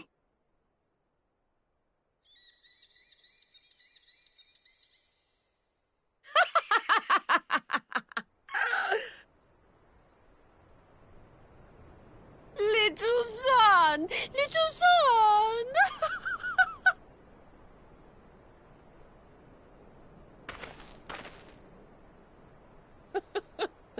Does it pain you, little son? Crave you salve to soothe the ache? Fire to sear the wound in your heart?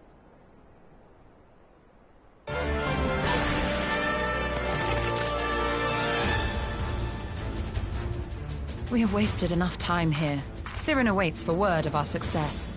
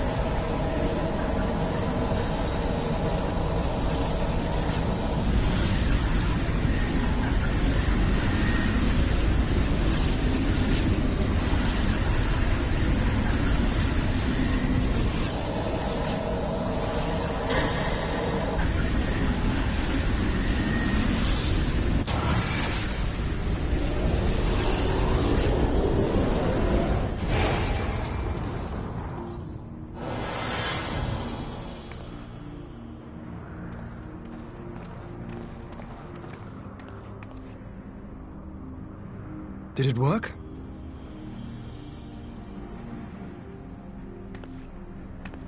It did. Ether may flow freely to the burn once more.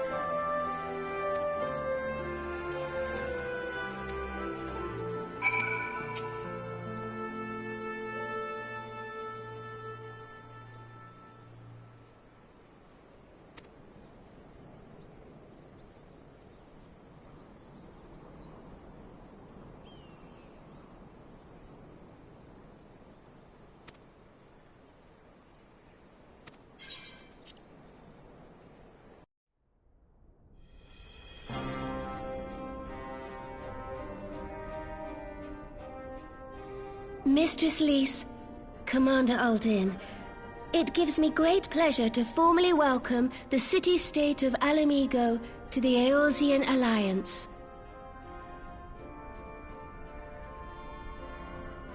The pleasure is ours, Your Grace. I know I speak for all Alamegans when I say that we are glad of this chance to stand with our comrades of the Alliance. And we, for our part, are glad indeed to be able to welcome friends both old and new.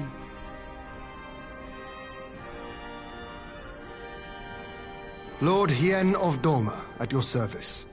Pray, accept my heartfelt thanks for your generous invitation. Nay, 'tis we who must thank you for journeying so far. And 'twould be remiss of me not to acknowledge the part the Scions of the Seventh Dawn have played in bringing all of us together. In times of great unrest, you and yours have been our constant companions, without whom we would not be here. With apologies to Lord Hien and Mistress Alize, it occurs to me that we have not gathered in this way since that fateful day in Uldar. The day I lost my arm and my freedom. As I lay in my cell, never did I dream that I would one day be given the chance to represent my homeland at this council.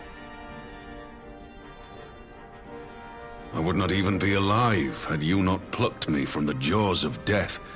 You, Yugiri, and Alphino. Would that the lad could be with us.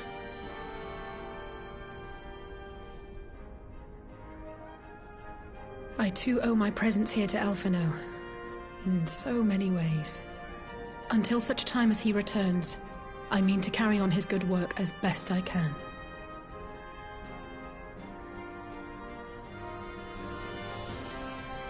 Come, friends, let us leave the past in the past and turn our eyes to the future.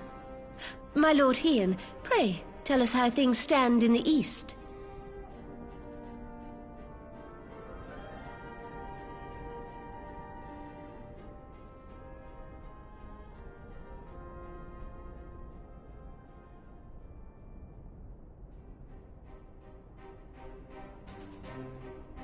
Having heard the rumors of dissent in Garlemald, I dared to dream of a peaceable solution.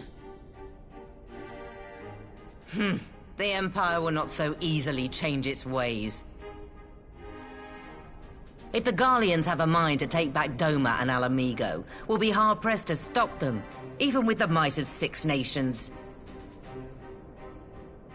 But while we lack the strength to fight the tide, a course may yet present itself, if we read the winds aright. The winds suggest but one course to me. One which leads from the sea unto the river and thence to the source of all our woes. The Ascians. Indeed. All here have felt their blighted touch. It was the bringers of chaos who nurtured the Archbishop's tyrannical ambitions. They who bestowed upon him the secrets of summoning, as they have so many others before and since. And while they remain, we shall know no peace. Our objective is clear. The question is how to achieve it. That our enemy parades about in Xenos' skin poses problems in itself, but ere we get to them, how are we to infiltrate the Empire and get close enough to strike?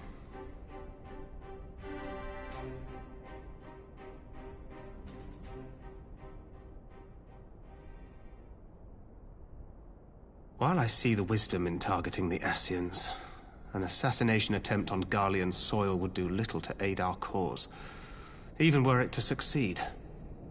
It's time we used our enemy's preferred tactic: subterfuge. You have an idea? Speak your mind, Master Thancred. None here know the enemy better than the Scions, and you mayhap best of all. Whatever it is you propose, we will give it fair hearing. On that you have my word. Very well, Admiral. My proposal is thus. we dispatch the shinobi to Imperial territory. There, they sow the rumor that the Crown Prince perished in the battle for Alamigo, and that the man parading around is in fact a corpse inhabited by a servant of darkness.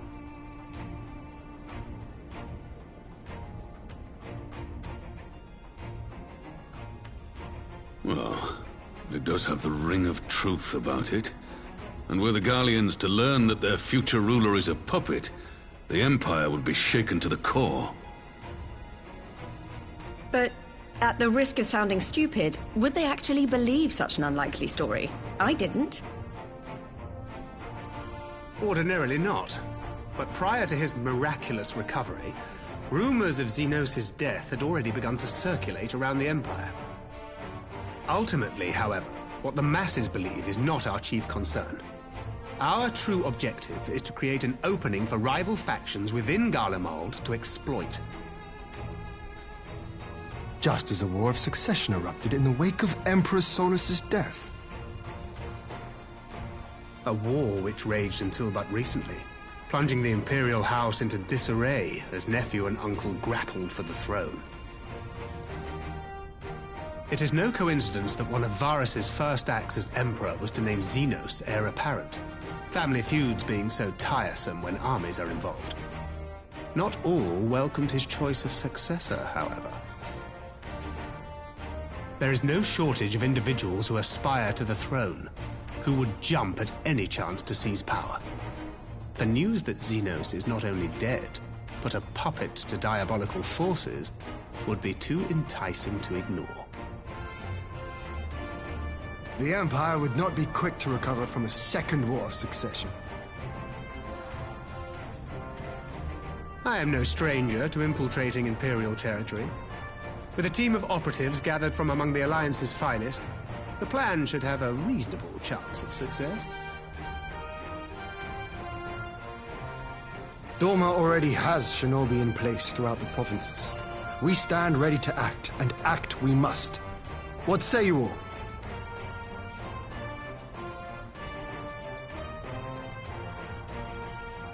I'm for Master Thancred's proposal. We shine a light upon the Ascian and test the Empire's unity. 'Twas his plot that scuttled Doma's negotiations, was it not? Why then, if we can eliminate him, there may yet be a chance for peace. Let us wage this war of subterfuge, that we may one day lay down our arms. Gods know we never will while the Ascians remain.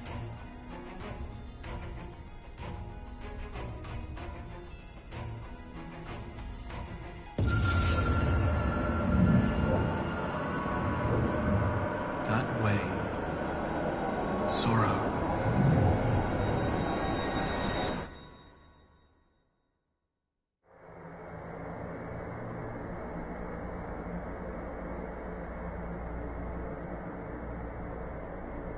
History must be changed.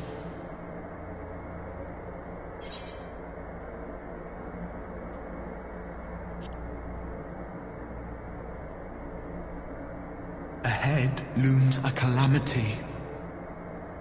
Ahead looms light, expunging all form and life. Twin dooms only you can forestall. Only you. What's the matter?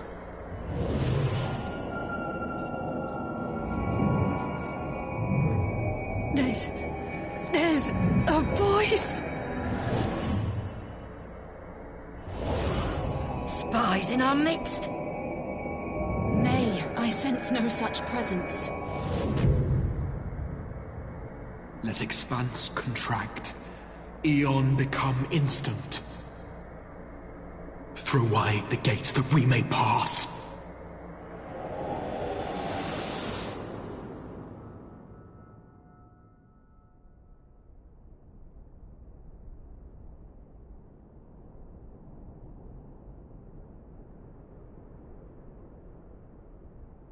Is it over? Master Thancred!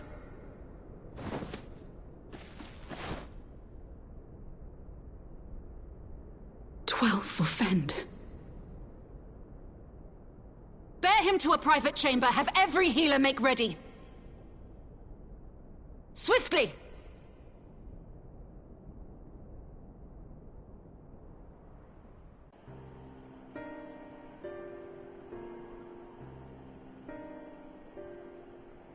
Master Thancred remains in slumber.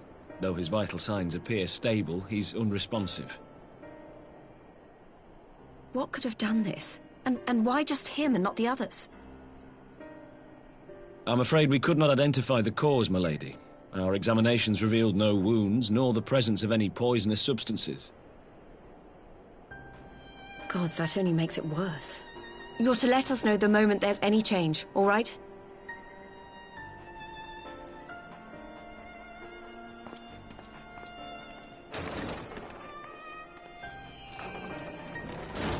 Thank you for coming. Knowing Thancred, he would apologize for being otherwise engaged at so crucial a juncture. In gifting us a course of action, Thancred sowed the seed of all that is to follow. We have but to nurture it as best we can. To him, I would say, rest easy, that he may wake to enjoy the fruits of our labors. Now, the matter of the mysterious voice must not be forgotten. Will you tell me exactly what happened? Alize and I heard a voice in the moments before Thancred collapsed. It was accompanied by a severe headache, as if something were clutching at our minds. Did you experience the same thing?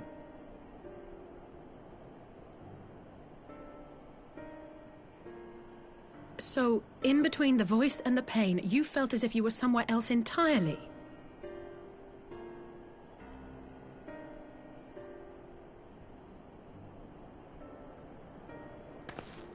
Your testimony confirms my suspicion. That which you experienced was, I believe, your soul being plucked from your flesh. Called. Called?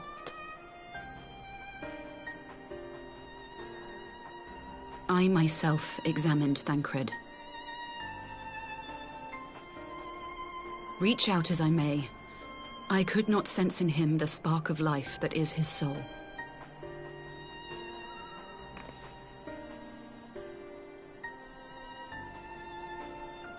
That Thancred alone was stricken so is likely due to his heightened sensitivity to the effects of ether, a consequence of his prior possession by the Ascian Lahabrea. The owner of the voice, whoever it may be, reached out to you, called your souls, and in so doing, caused you and yours such pain. But if that's true, where exactly are we being called to? I know not. Yet one thing is plain. Whoever waits for you on the other side is possessed of a power unlike any I have ever known.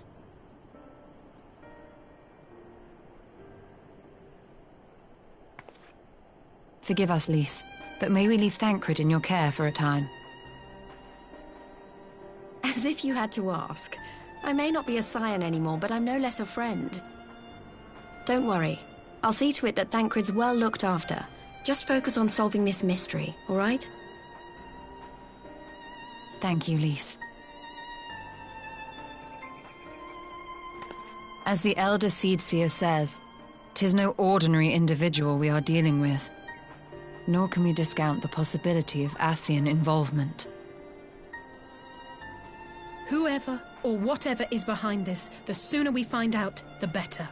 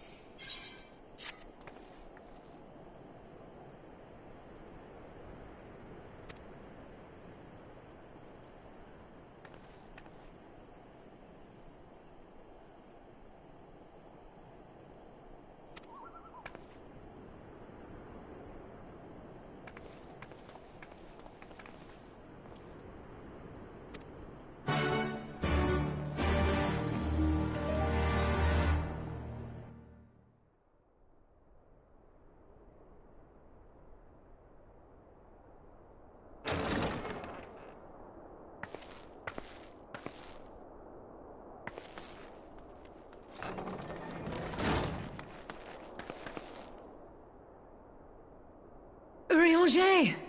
Gods, it's good to see you. Would that our meeting were under happier circumstances. I judged the voice sufficient cause for concern even before you sent word of its effect on our comrade.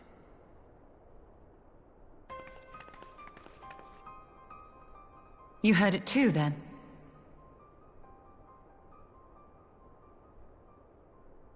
Aye. And all but certainly at the selfsame instant. Alas, pained as I was, I could make little sense of what few words did then reach mine ears.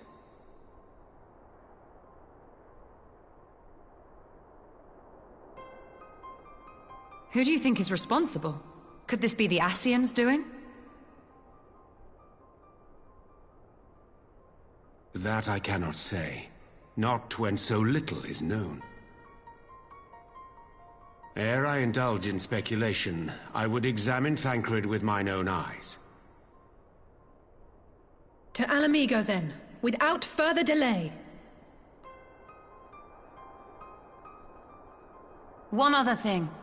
During my visit to the Far East, I observed a strange phenomenon.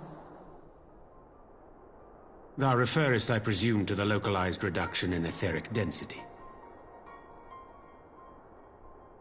Well, that spares me the trouble of an explanation. Yes, I noted precisely that at two apparently unconnected locations. I take it the phenomenon is not limited to the Far East. Indeed not. Of late, our agents charged with surveilling the beast tribes have spoken of little else. In every corner of the realm, they tell of places in which the ether hath grown thin. Naturally, my suspicions first turned to primal activity, but the areas thus affected betray no evidence of summoning. I must confess to being quite perplexed. If the same phenomenon is being observed in multiple locations on opposite sides of the world, we may safely discount regional factors. Needless to say, this warrants further investigation. Indeed. I shall make it my task to.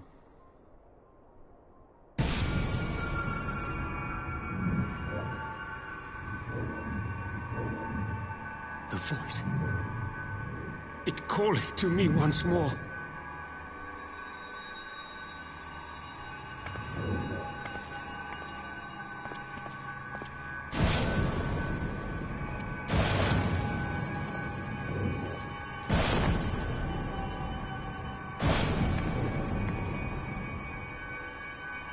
I hear it too.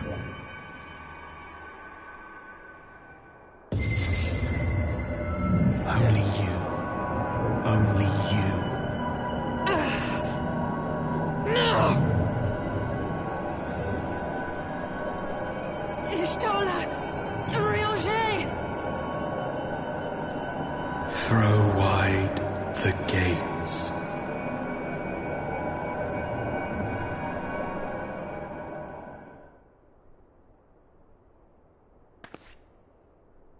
No. No, this can't be happening!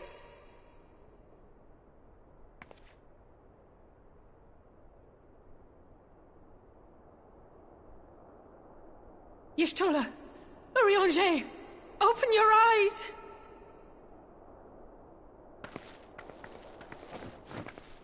Open your eyes, I beg you! Say something!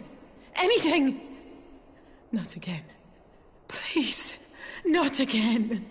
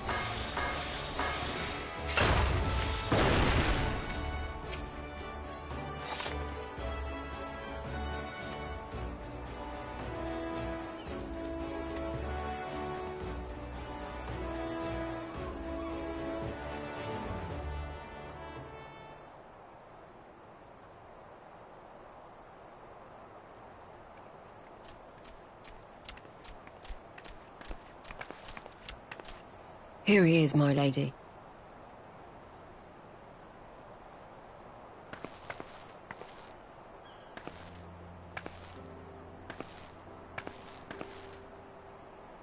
Gabu, it's been too long.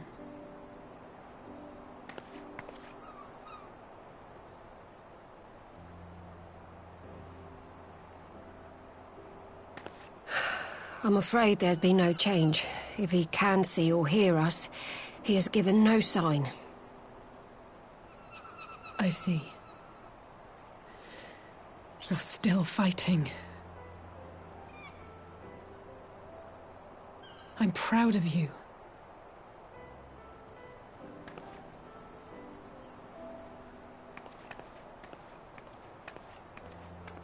We promised that we would come and visit you together, didn't we? Alphino and I. I'm sorry that we haven't managed that yet.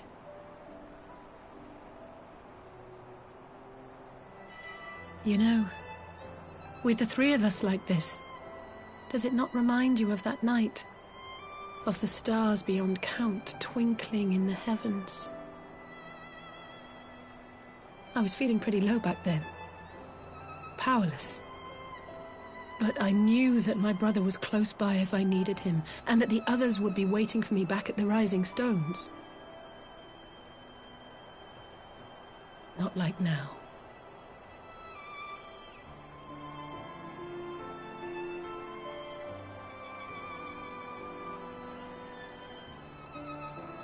I've seen my share of trouble since coming to Eorzea. Been reminded again and again of my limitations, of how little I can change about this world. And I've come to know the sorrow of parting all too well.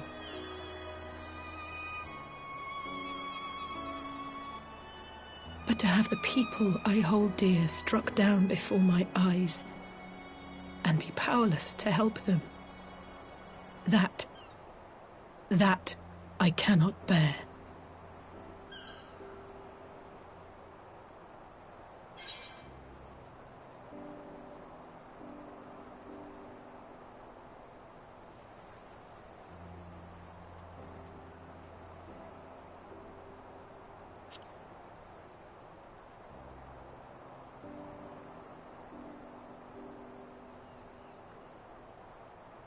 And for that, I am grateful.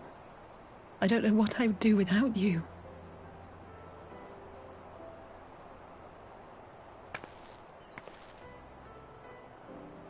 Well, that's more than enough brooding for one day. Come on. We have friends to save.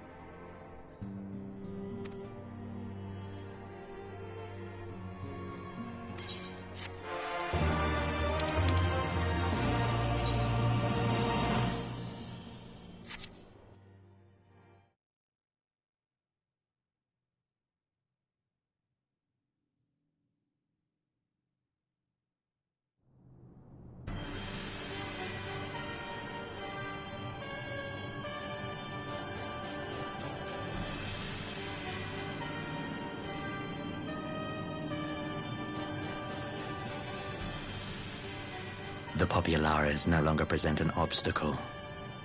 Now is the time to bring the Empire's might to bear. A word from your Radiance is all it takes. But one word, and the Imperial army will fall upon Alamigo as a pack of bloodthirsty wolves and tear that feeble nation apart.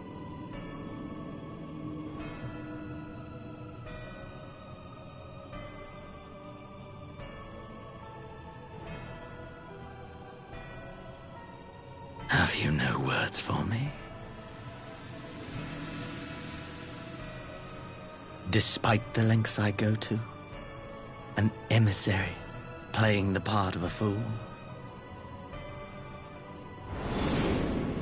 When first I took this face, I swore to use all of my knowledge, all of my power, to further the cause of the Empire.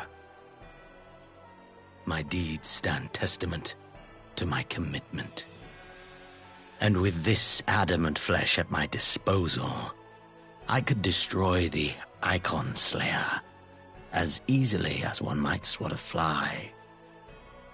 Why do you hesitate?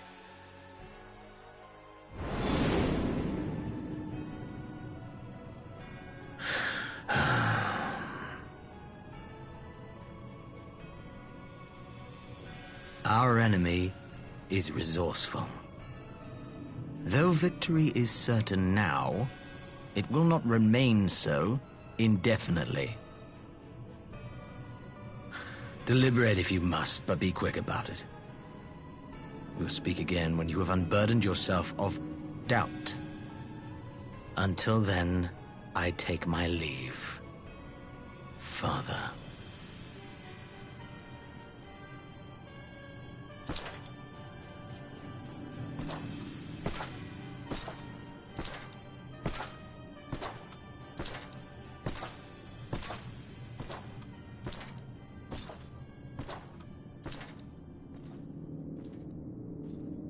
I should be the one to sigh.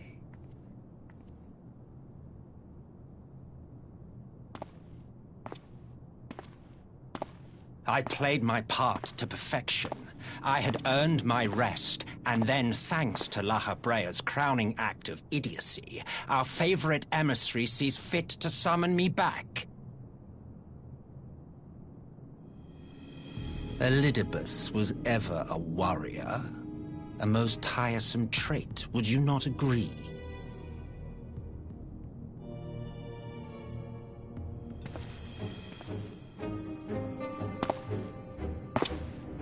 What?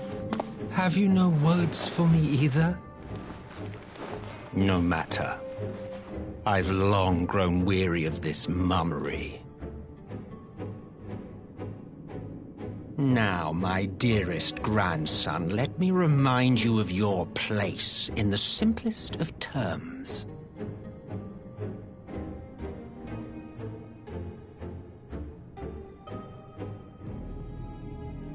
You do not make judgments, you administer them. Swiftly and to the letter. Naught else is your concern.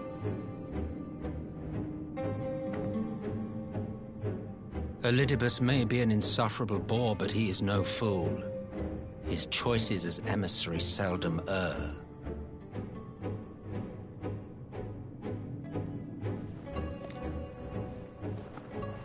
If aught threatens the balance twixt light and dark, it falls to you to remove it. Be it by your own hands or by your armies, you have ample means at your disposal.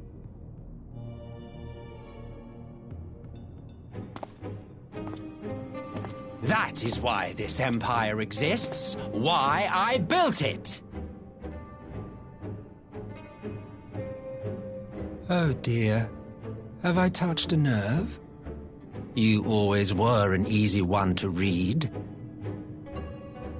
I pity you, I do. As they say, ignorance is bliss.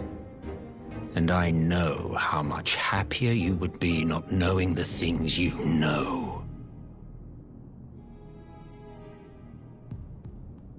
The founding father was an Ascian, and he created the Empire solely for the purpose of sowing the seeds of chaos.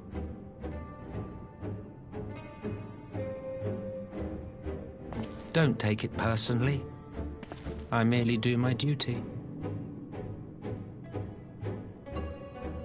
To bring about a calamity requires no small amount of power, and there is no surer way to obtain such power than by collecting powerful pawns. To that end, I have labored long and hard, and I must say I am quite pleased with my handiwork, paltry though it seems in comparison to Alag.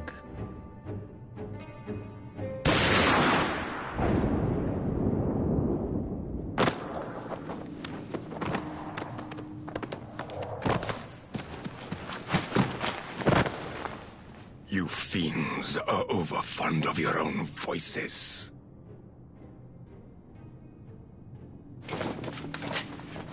Mark me, Ascian. Man is the master of his own destiny.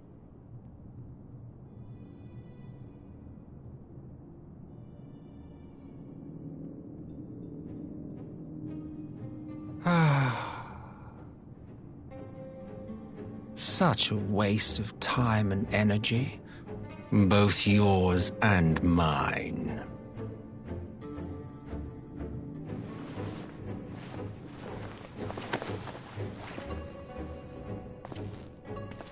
Lest you forget you are Emperor now.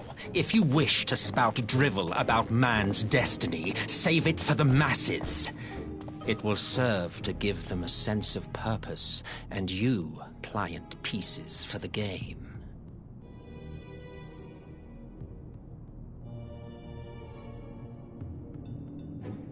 Oh, do stop sulking, boy. You, of all people, should understand. Ours is a struggle to restore both mankind and the world to their rightful state. Viewed thus, our goals are one and the same.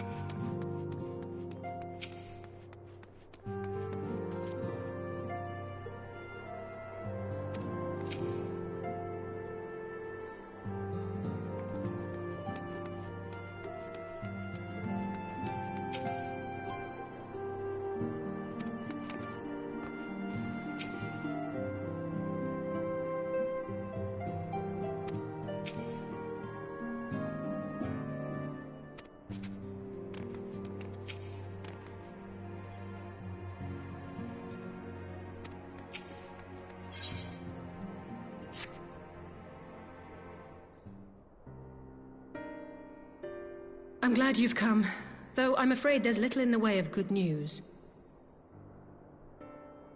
After you left, we reached out to both the Alchemists Guild and Stillglade Fane and attempted all manner of treatments.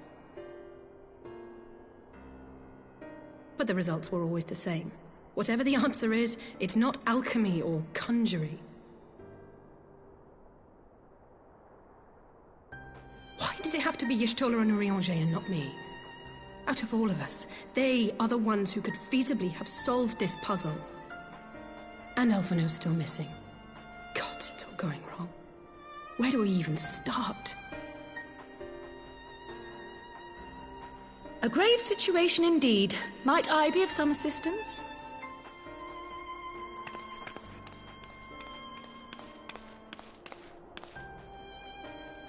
Cryle! I thought you busy delving into the mysteries of Eureka. When word reached me of the plight of our friends, I could not well stay away. As a fellow scion, not to mention your erstwhile mentor, this is one of those times you should feel free to call on me, regardless of my personal circumstances. Yes, I should have thought of that. Thank you for coming, Cryle. We would welcome your insight.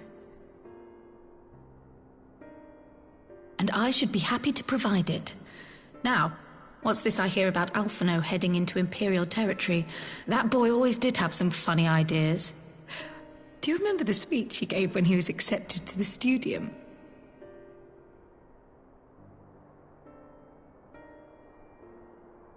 My life's goal is naught less than the salvation of this star.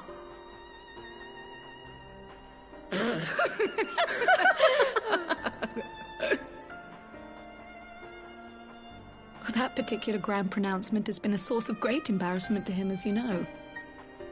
But the fact of the matter is, he meant every word and has lived his life accordingly. Yes, he remains altruistic to a fault, but I'm worried he was too fixated on his goals to see the dangers, as has happened before. You needn't be so concerned. Though his values remain the same, Alphino is not the blinkered boy he once was. Slowly but surely his eyes have been opened, thanks to a certain someone. A certain someone whom he'd be mortified to learn had heard about his little speech. Mum's the word, eh?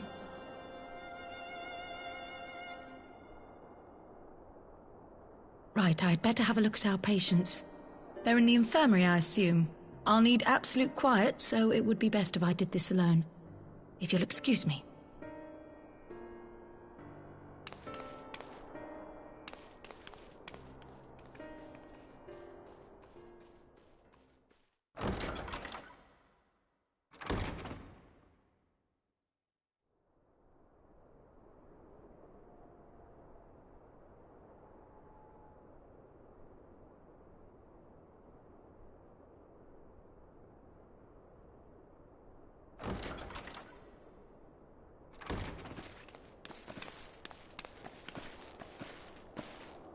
All three are in fine physical health.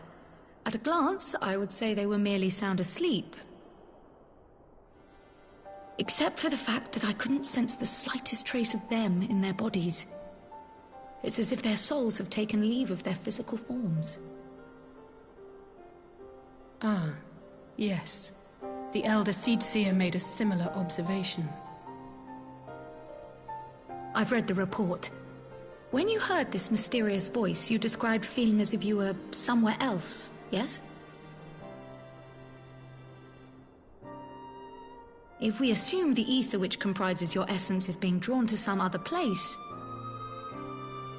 then it may be possible to follow the trail it leaves behind, just as we did in our search for Thancred. I wasn't around for that, but I can't imagine it was easy. Oh, it wasn't. But that's no reason not to try. I will have need of Master Matoya's crystal eye if I'm even to make the attempt. So I suggest we pay her a visit.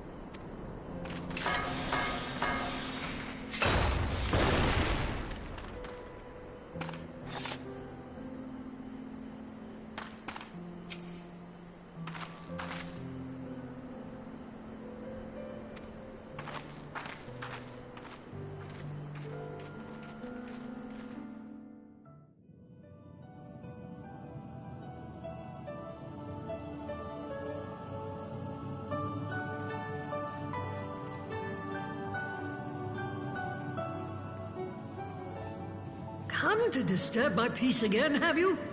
I hide myself away in a cave, and still you people insist on pestering me with your problems.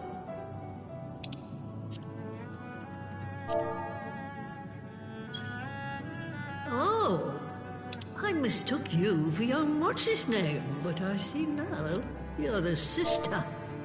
Weren't you supposed to be the lively one? I've seen happier faces at a rain-sodden burial. Well, I'm sorry to dash your expectations, but the situation isn't exactly conducive to gaiety.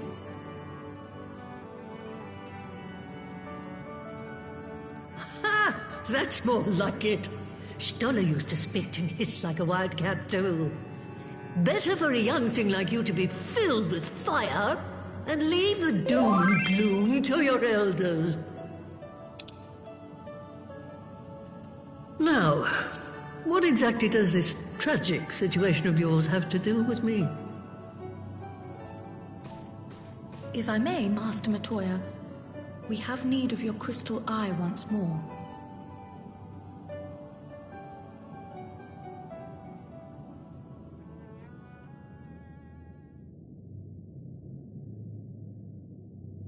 And Stoller is one of the afflicted, is she? Very well. She may be an ungrateful stray, but she's my ungrateful stray, and I'll not see her buried before I am.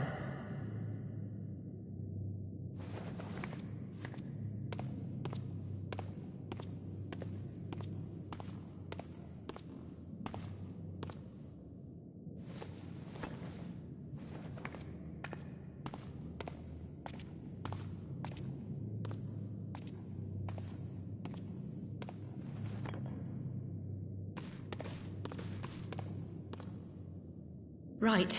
Let us see what we can see. I'll begin from where our friends first fell, and cast my senses out from there.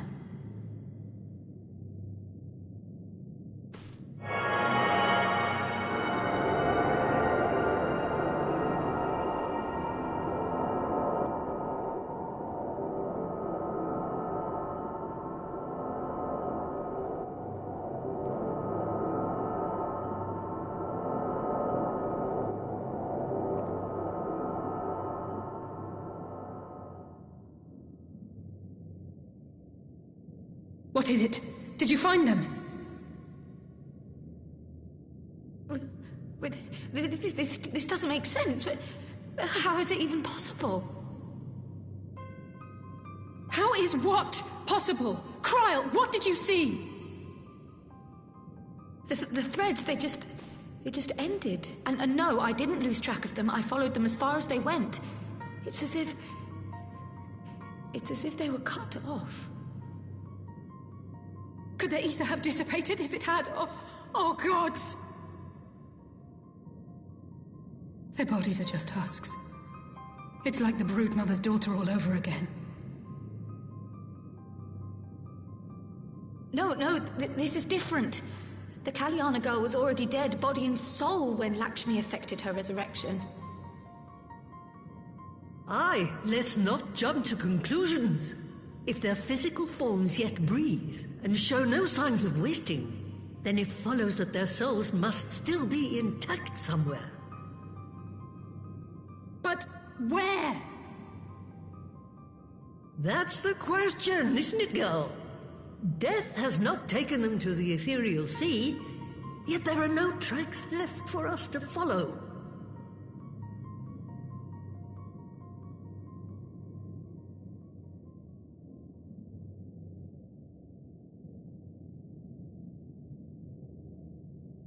We're no closer to an answer than when we started. But knowing their souls are still out there is progress of a sort.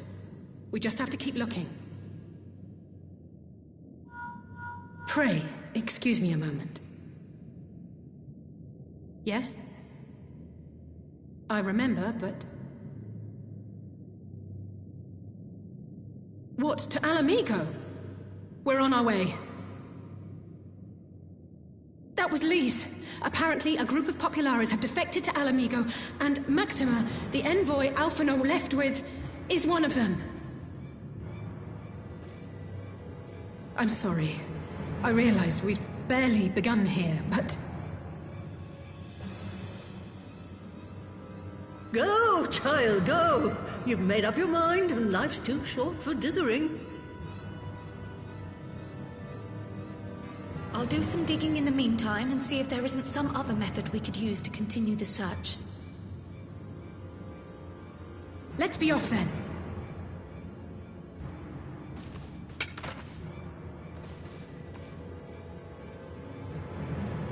Oh, not again. The enchantment barely seems to take these days. I chalk it up to old age, but I rather doubt it's that simple.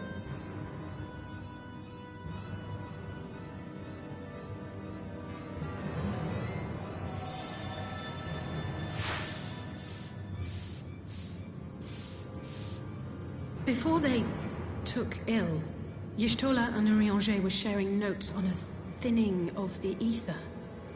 It seems to be happening all over. Does it now?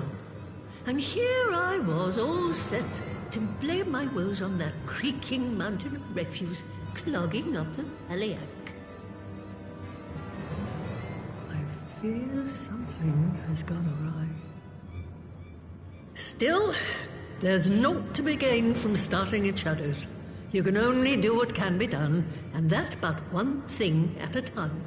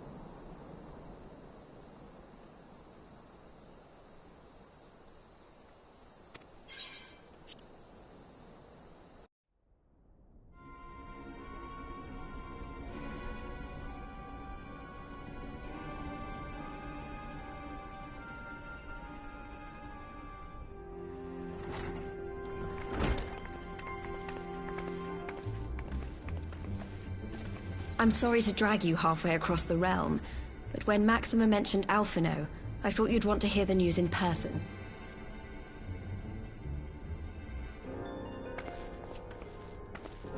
Ah, we meet again. Though I was hoping our reunion would be under more auspicious circumstances. What happened to my brother? Where is Alphino? Never fear, my lady. Your brother was in fine health when I took my leave of him, and I have no reason to assume that has changed. You assume? If you will allow me, I shall endeavor to explain events. Our troubles began not long after we departed Doma.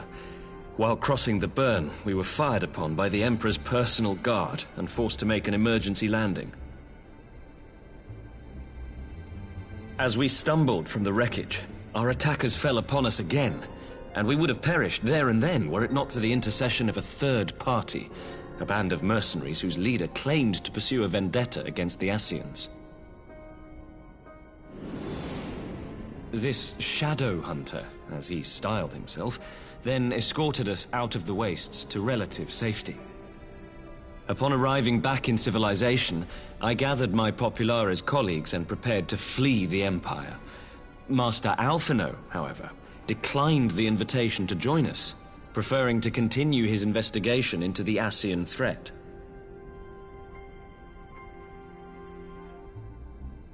Well, at least he's not lying in a heap in the burn. Tell us more about these Ascian hunters. Who are they? And is Alphino still with them? He is. As to who they are, I'm afraid I have nothing to tell you. Beyond the fact that they root out and destroy Ascians, they were unwilling to divulge anything which might serve to identify them. They would not even reveal their next destination. But Master Alphino asked to accompany them all the same. Since parting company with your brother, we've been engaged in a game of cat and mouse with the Emperor's guard. We made our way through province after province, finding the army busy restoring order wherever we went, until we finally arrived here in Alamigo. I cannot thank Commander Aldin enough for giving us such an unexpectedly warm welcome. I'm not inclined to turn away refugees, no matter which land they call home. And if they can tell me how things lie in Garlemald, all the better. On that subject, there is much I would tell you. During the course of our journey, we heard tales that an entire rebel army had been slaughtered in the space of a single night. It would seem my former comrades grew tired of putting down uprisings in the conventional manner, and chose instead to bring a formidable new weapon to bear. Details were sparse, but the rumor alone was enough to dampen the flames of rebellion. I have also heard reports that several companies have withdrawn from their designated provinces and begun marching westward. It is my assessment that the Empire's forces are mobilizing for a large-scale military engagement. Westward? You mean they're getting ready to invade Alamigo? We knew this was coming, but not that it would be so soon. We've barely even begun to shore up our defenses. They won't stop an invading army. No, they won't. Dispatch messengers to the Alliance leadership requesting reinforcements, and send word to our officers in the field to hasten completion of those border fortifications. Prepare to meet the Imperials head on!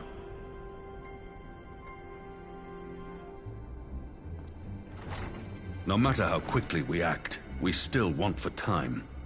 When the enemy comes into view, our best recourse will be to open negotiations with their commander, and see that the ensuing proceedings take as long as possible. Would you and Alize head to Doma and let Lord Hien know about this? I'm sure he'll want to hear about Alphino too. Consider it done. We'll send word when...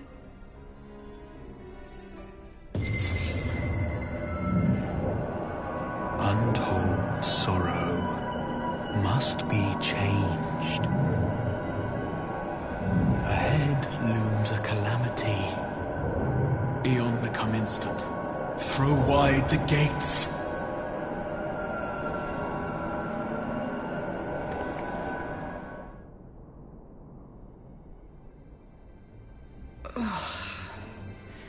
You heard it too. Well, at least we're both still standing. Oh, thank the gods. I thought we'd lost you for a moment there. Why does this keep happening? I wish I knew. Nothing we've tried has brought us any closer to an answer. We'll keep working on it. But first, we need to go and see Lord Hien.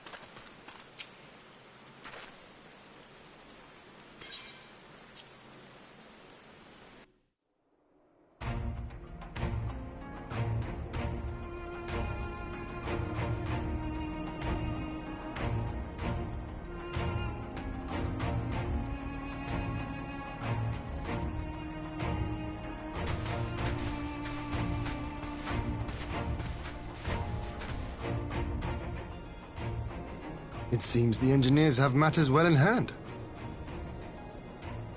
Should the barrier work as we intend, Doma will be free to reinforce her allies in Alamigo without fear of weakening her own borders. Honored friends, the time has come to put your hard work to the test. Start the generator.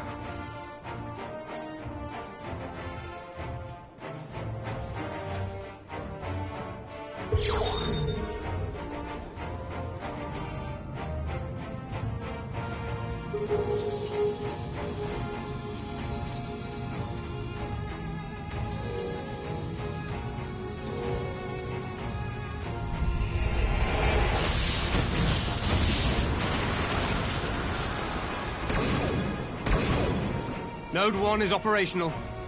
Nodes 2 to 8 are reporting similar energy levels. The barrier is forming.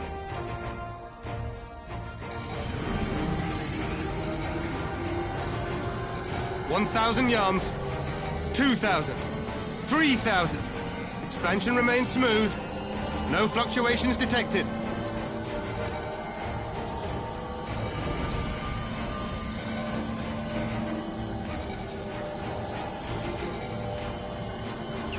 $4,000.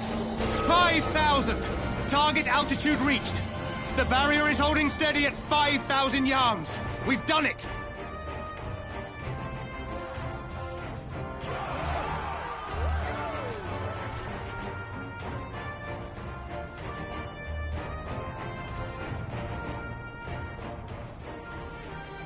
Is that an Imperial airship? Of all the rotten timing. But this is a gift, Mistress Alize. They can test our new wall for us.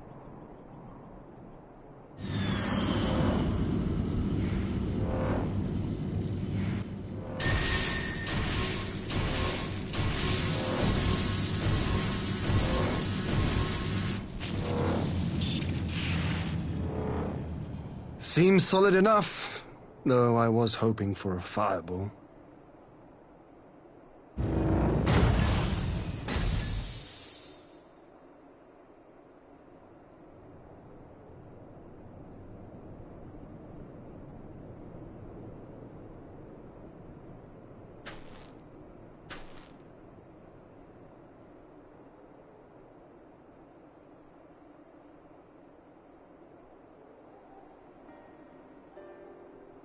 By the gods, it's Alphino. What are you? Let me go! He has my brother! Lower the barrier!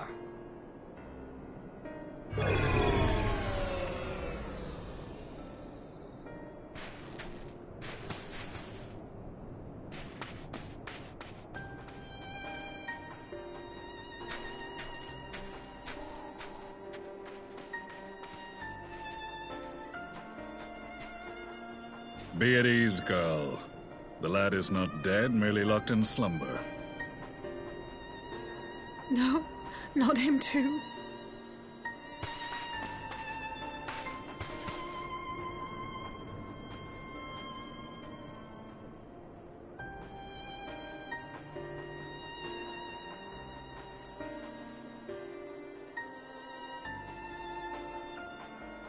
We could identify no cause and found no remedy. Thus I sought to return him to Doma, and into the arms of Lord Hien himself, it would seem. It is a day for fated reunions. Would you not agree, adventurer? Or should I address you as the Warrior of Light?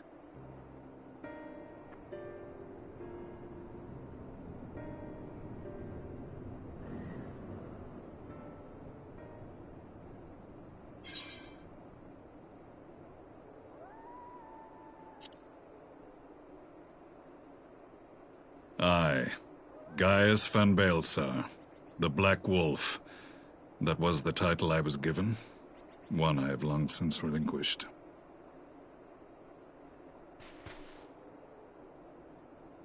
Stand down. The legatus of the 14th Imperial Legion died in Castrum Meridianum. I am no more than Gaius Baelsar, a man without rank or allegiance.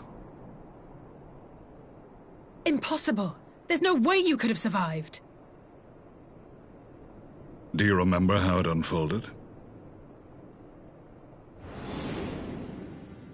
How I was deceived by La Habrea? How I was convinced that reviving the Ultima weapon would allow me to bring peace to Eorzea? The Ascian used me, as he used so many others, all to further the restoration of his wretched god. Yet even with the might of Alec at my command, you bested me. And as the Praetorium went up in flames, I was content to burn along with it. For a moment, at least. A moment of folly. To surrender my life thus would have been to betray all who died for my cause. It was for them that I dragged myself free of the rubble, and swore vengeance on the Ascians.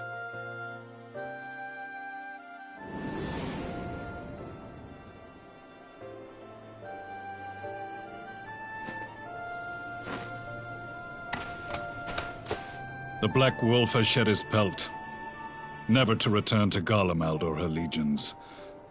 I live now only to exact revenge.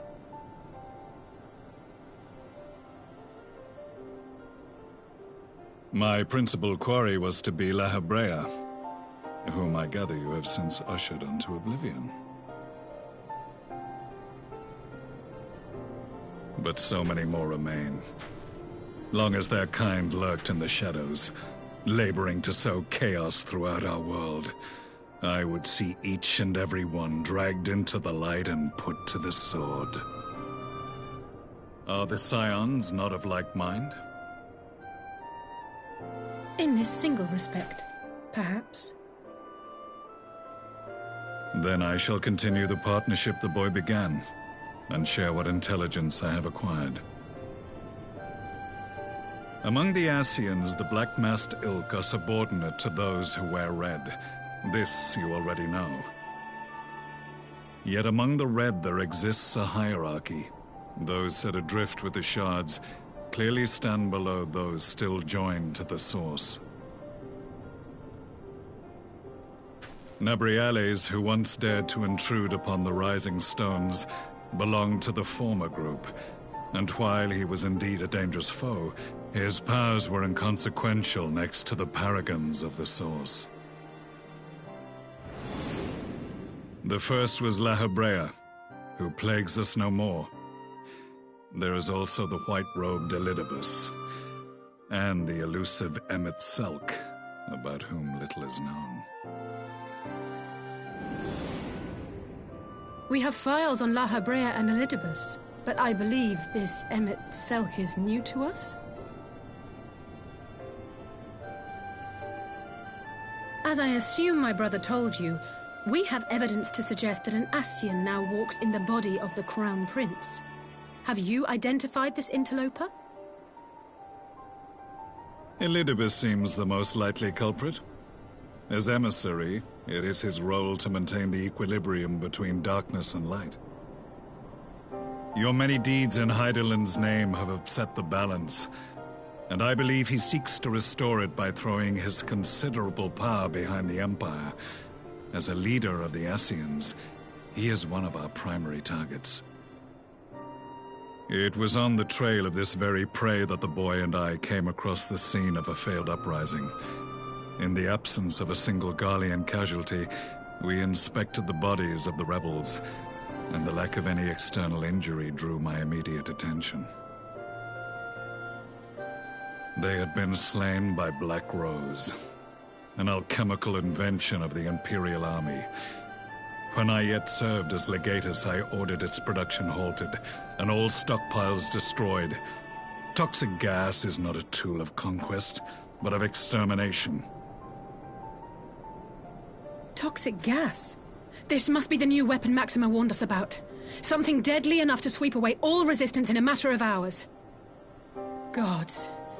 You don't think they're planning to use this in Alamigo, do you? Put your fears to rest. We infiltrated the production facility and destroyed all existing stores of the chemical along with the plant itself. Even should they rebuild the operation, they will not soon manufacture another batch.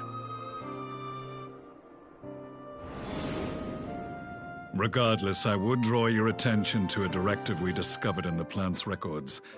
The document was marked with a recent date and authorized with the signature of one Zeno Galvas.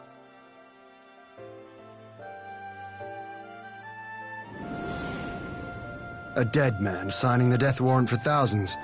'Tis bad comedy.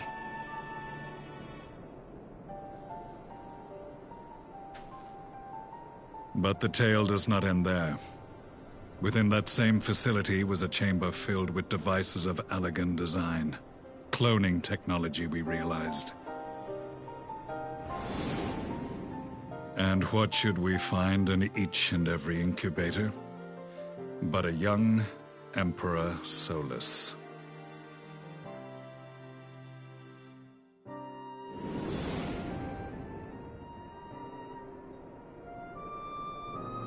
All of which prompts the question, were the Ascians responsible for these abominations, or was it the will of the Emperor?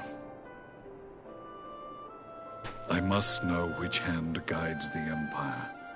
Though I have given up my rank, I am yet a son of Garlemald, and I will fight for the future of my homeland.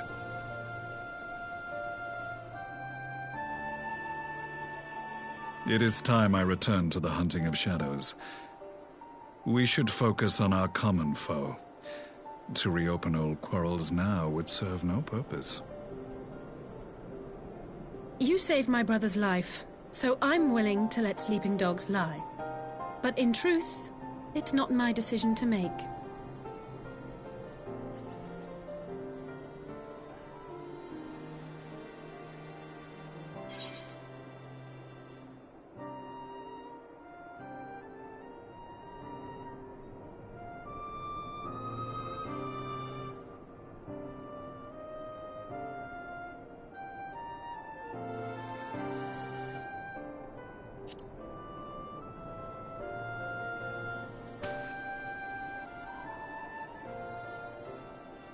There was a time when I scorned those who placed their faith in false gods, even as I, in my blinkered conviction, place mine in Ascian promises.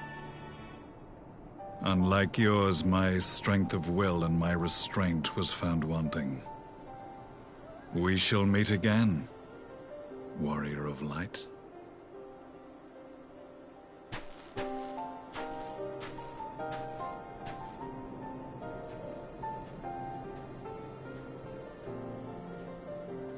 So that was the infamous Black Wolf. An unexpected ally, to say the least.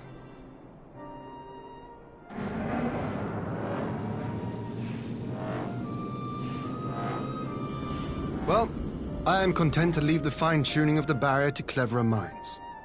Let us bid our friends from the Ironworks farewell, and see what can be done for Alphino back in Dorma.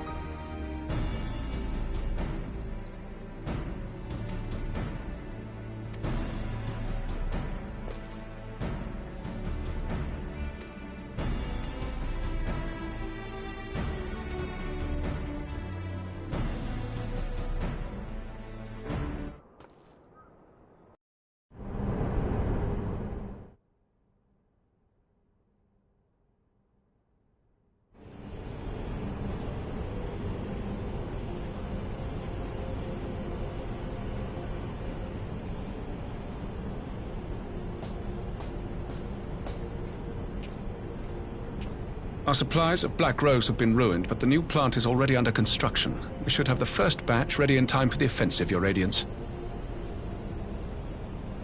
See that you do.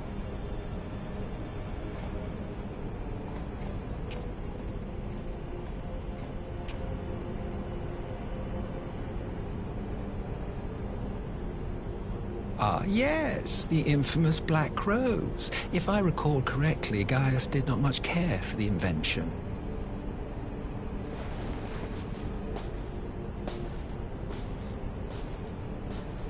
A ruthless and indiscriminate weapon indeed, this airborne poison. It seems you are capable of making decisions worthy of your bloodline.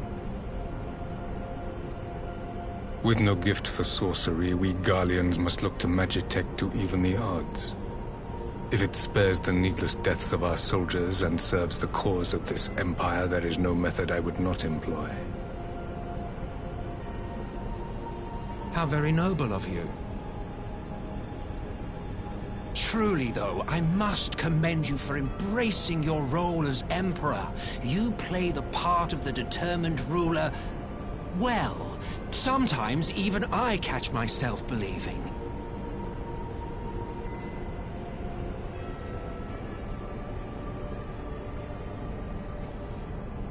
A silent agent of death.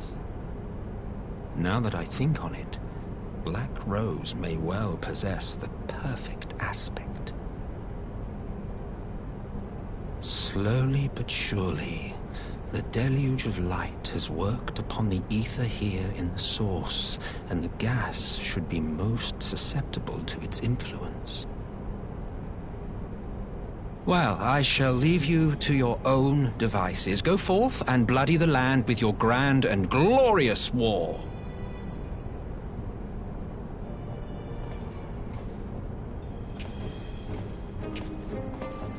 While you do what, precisely?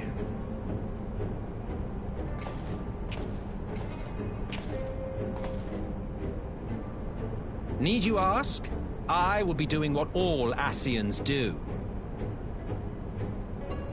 I am well aware that your kind exists only to usher in the next calamity.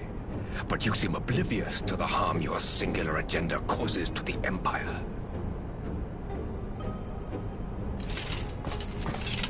You cannot have forgotten the events which followed your mortal demise.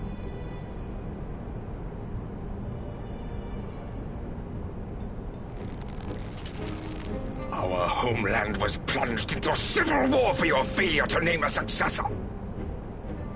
The edifice you so carefully constructed was but a hair's breadth from collapse.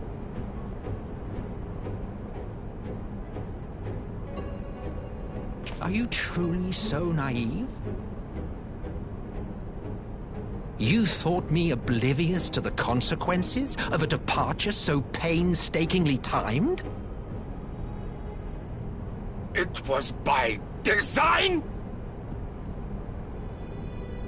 Well, of course it was. Though I will admit the resulting panic exceeded even my wildest expectations. But how can you be surprised? Throwing the world into disarray was the very purpose for which this nation was, as you say, so carefully constructed.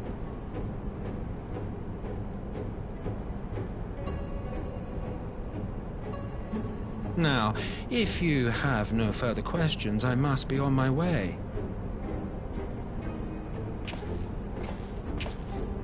Since we may not meet again in this lifetime, it would be remiss of me not to offer a word or two of gratitude. I really must thank you for this surplus of vessels. I can mold any host into my own image, but having bodies tailor-made for me in this fashion is so much less tiresome. You dabbled in Allagan cloning techniques, yes? It certainly is a compelling, not to mention entertaining, field of research. And of all the options available, you chose the founding father on whom to experiment. You have a twisted streak to you, Varus. Like grandsire, like grandson, hey?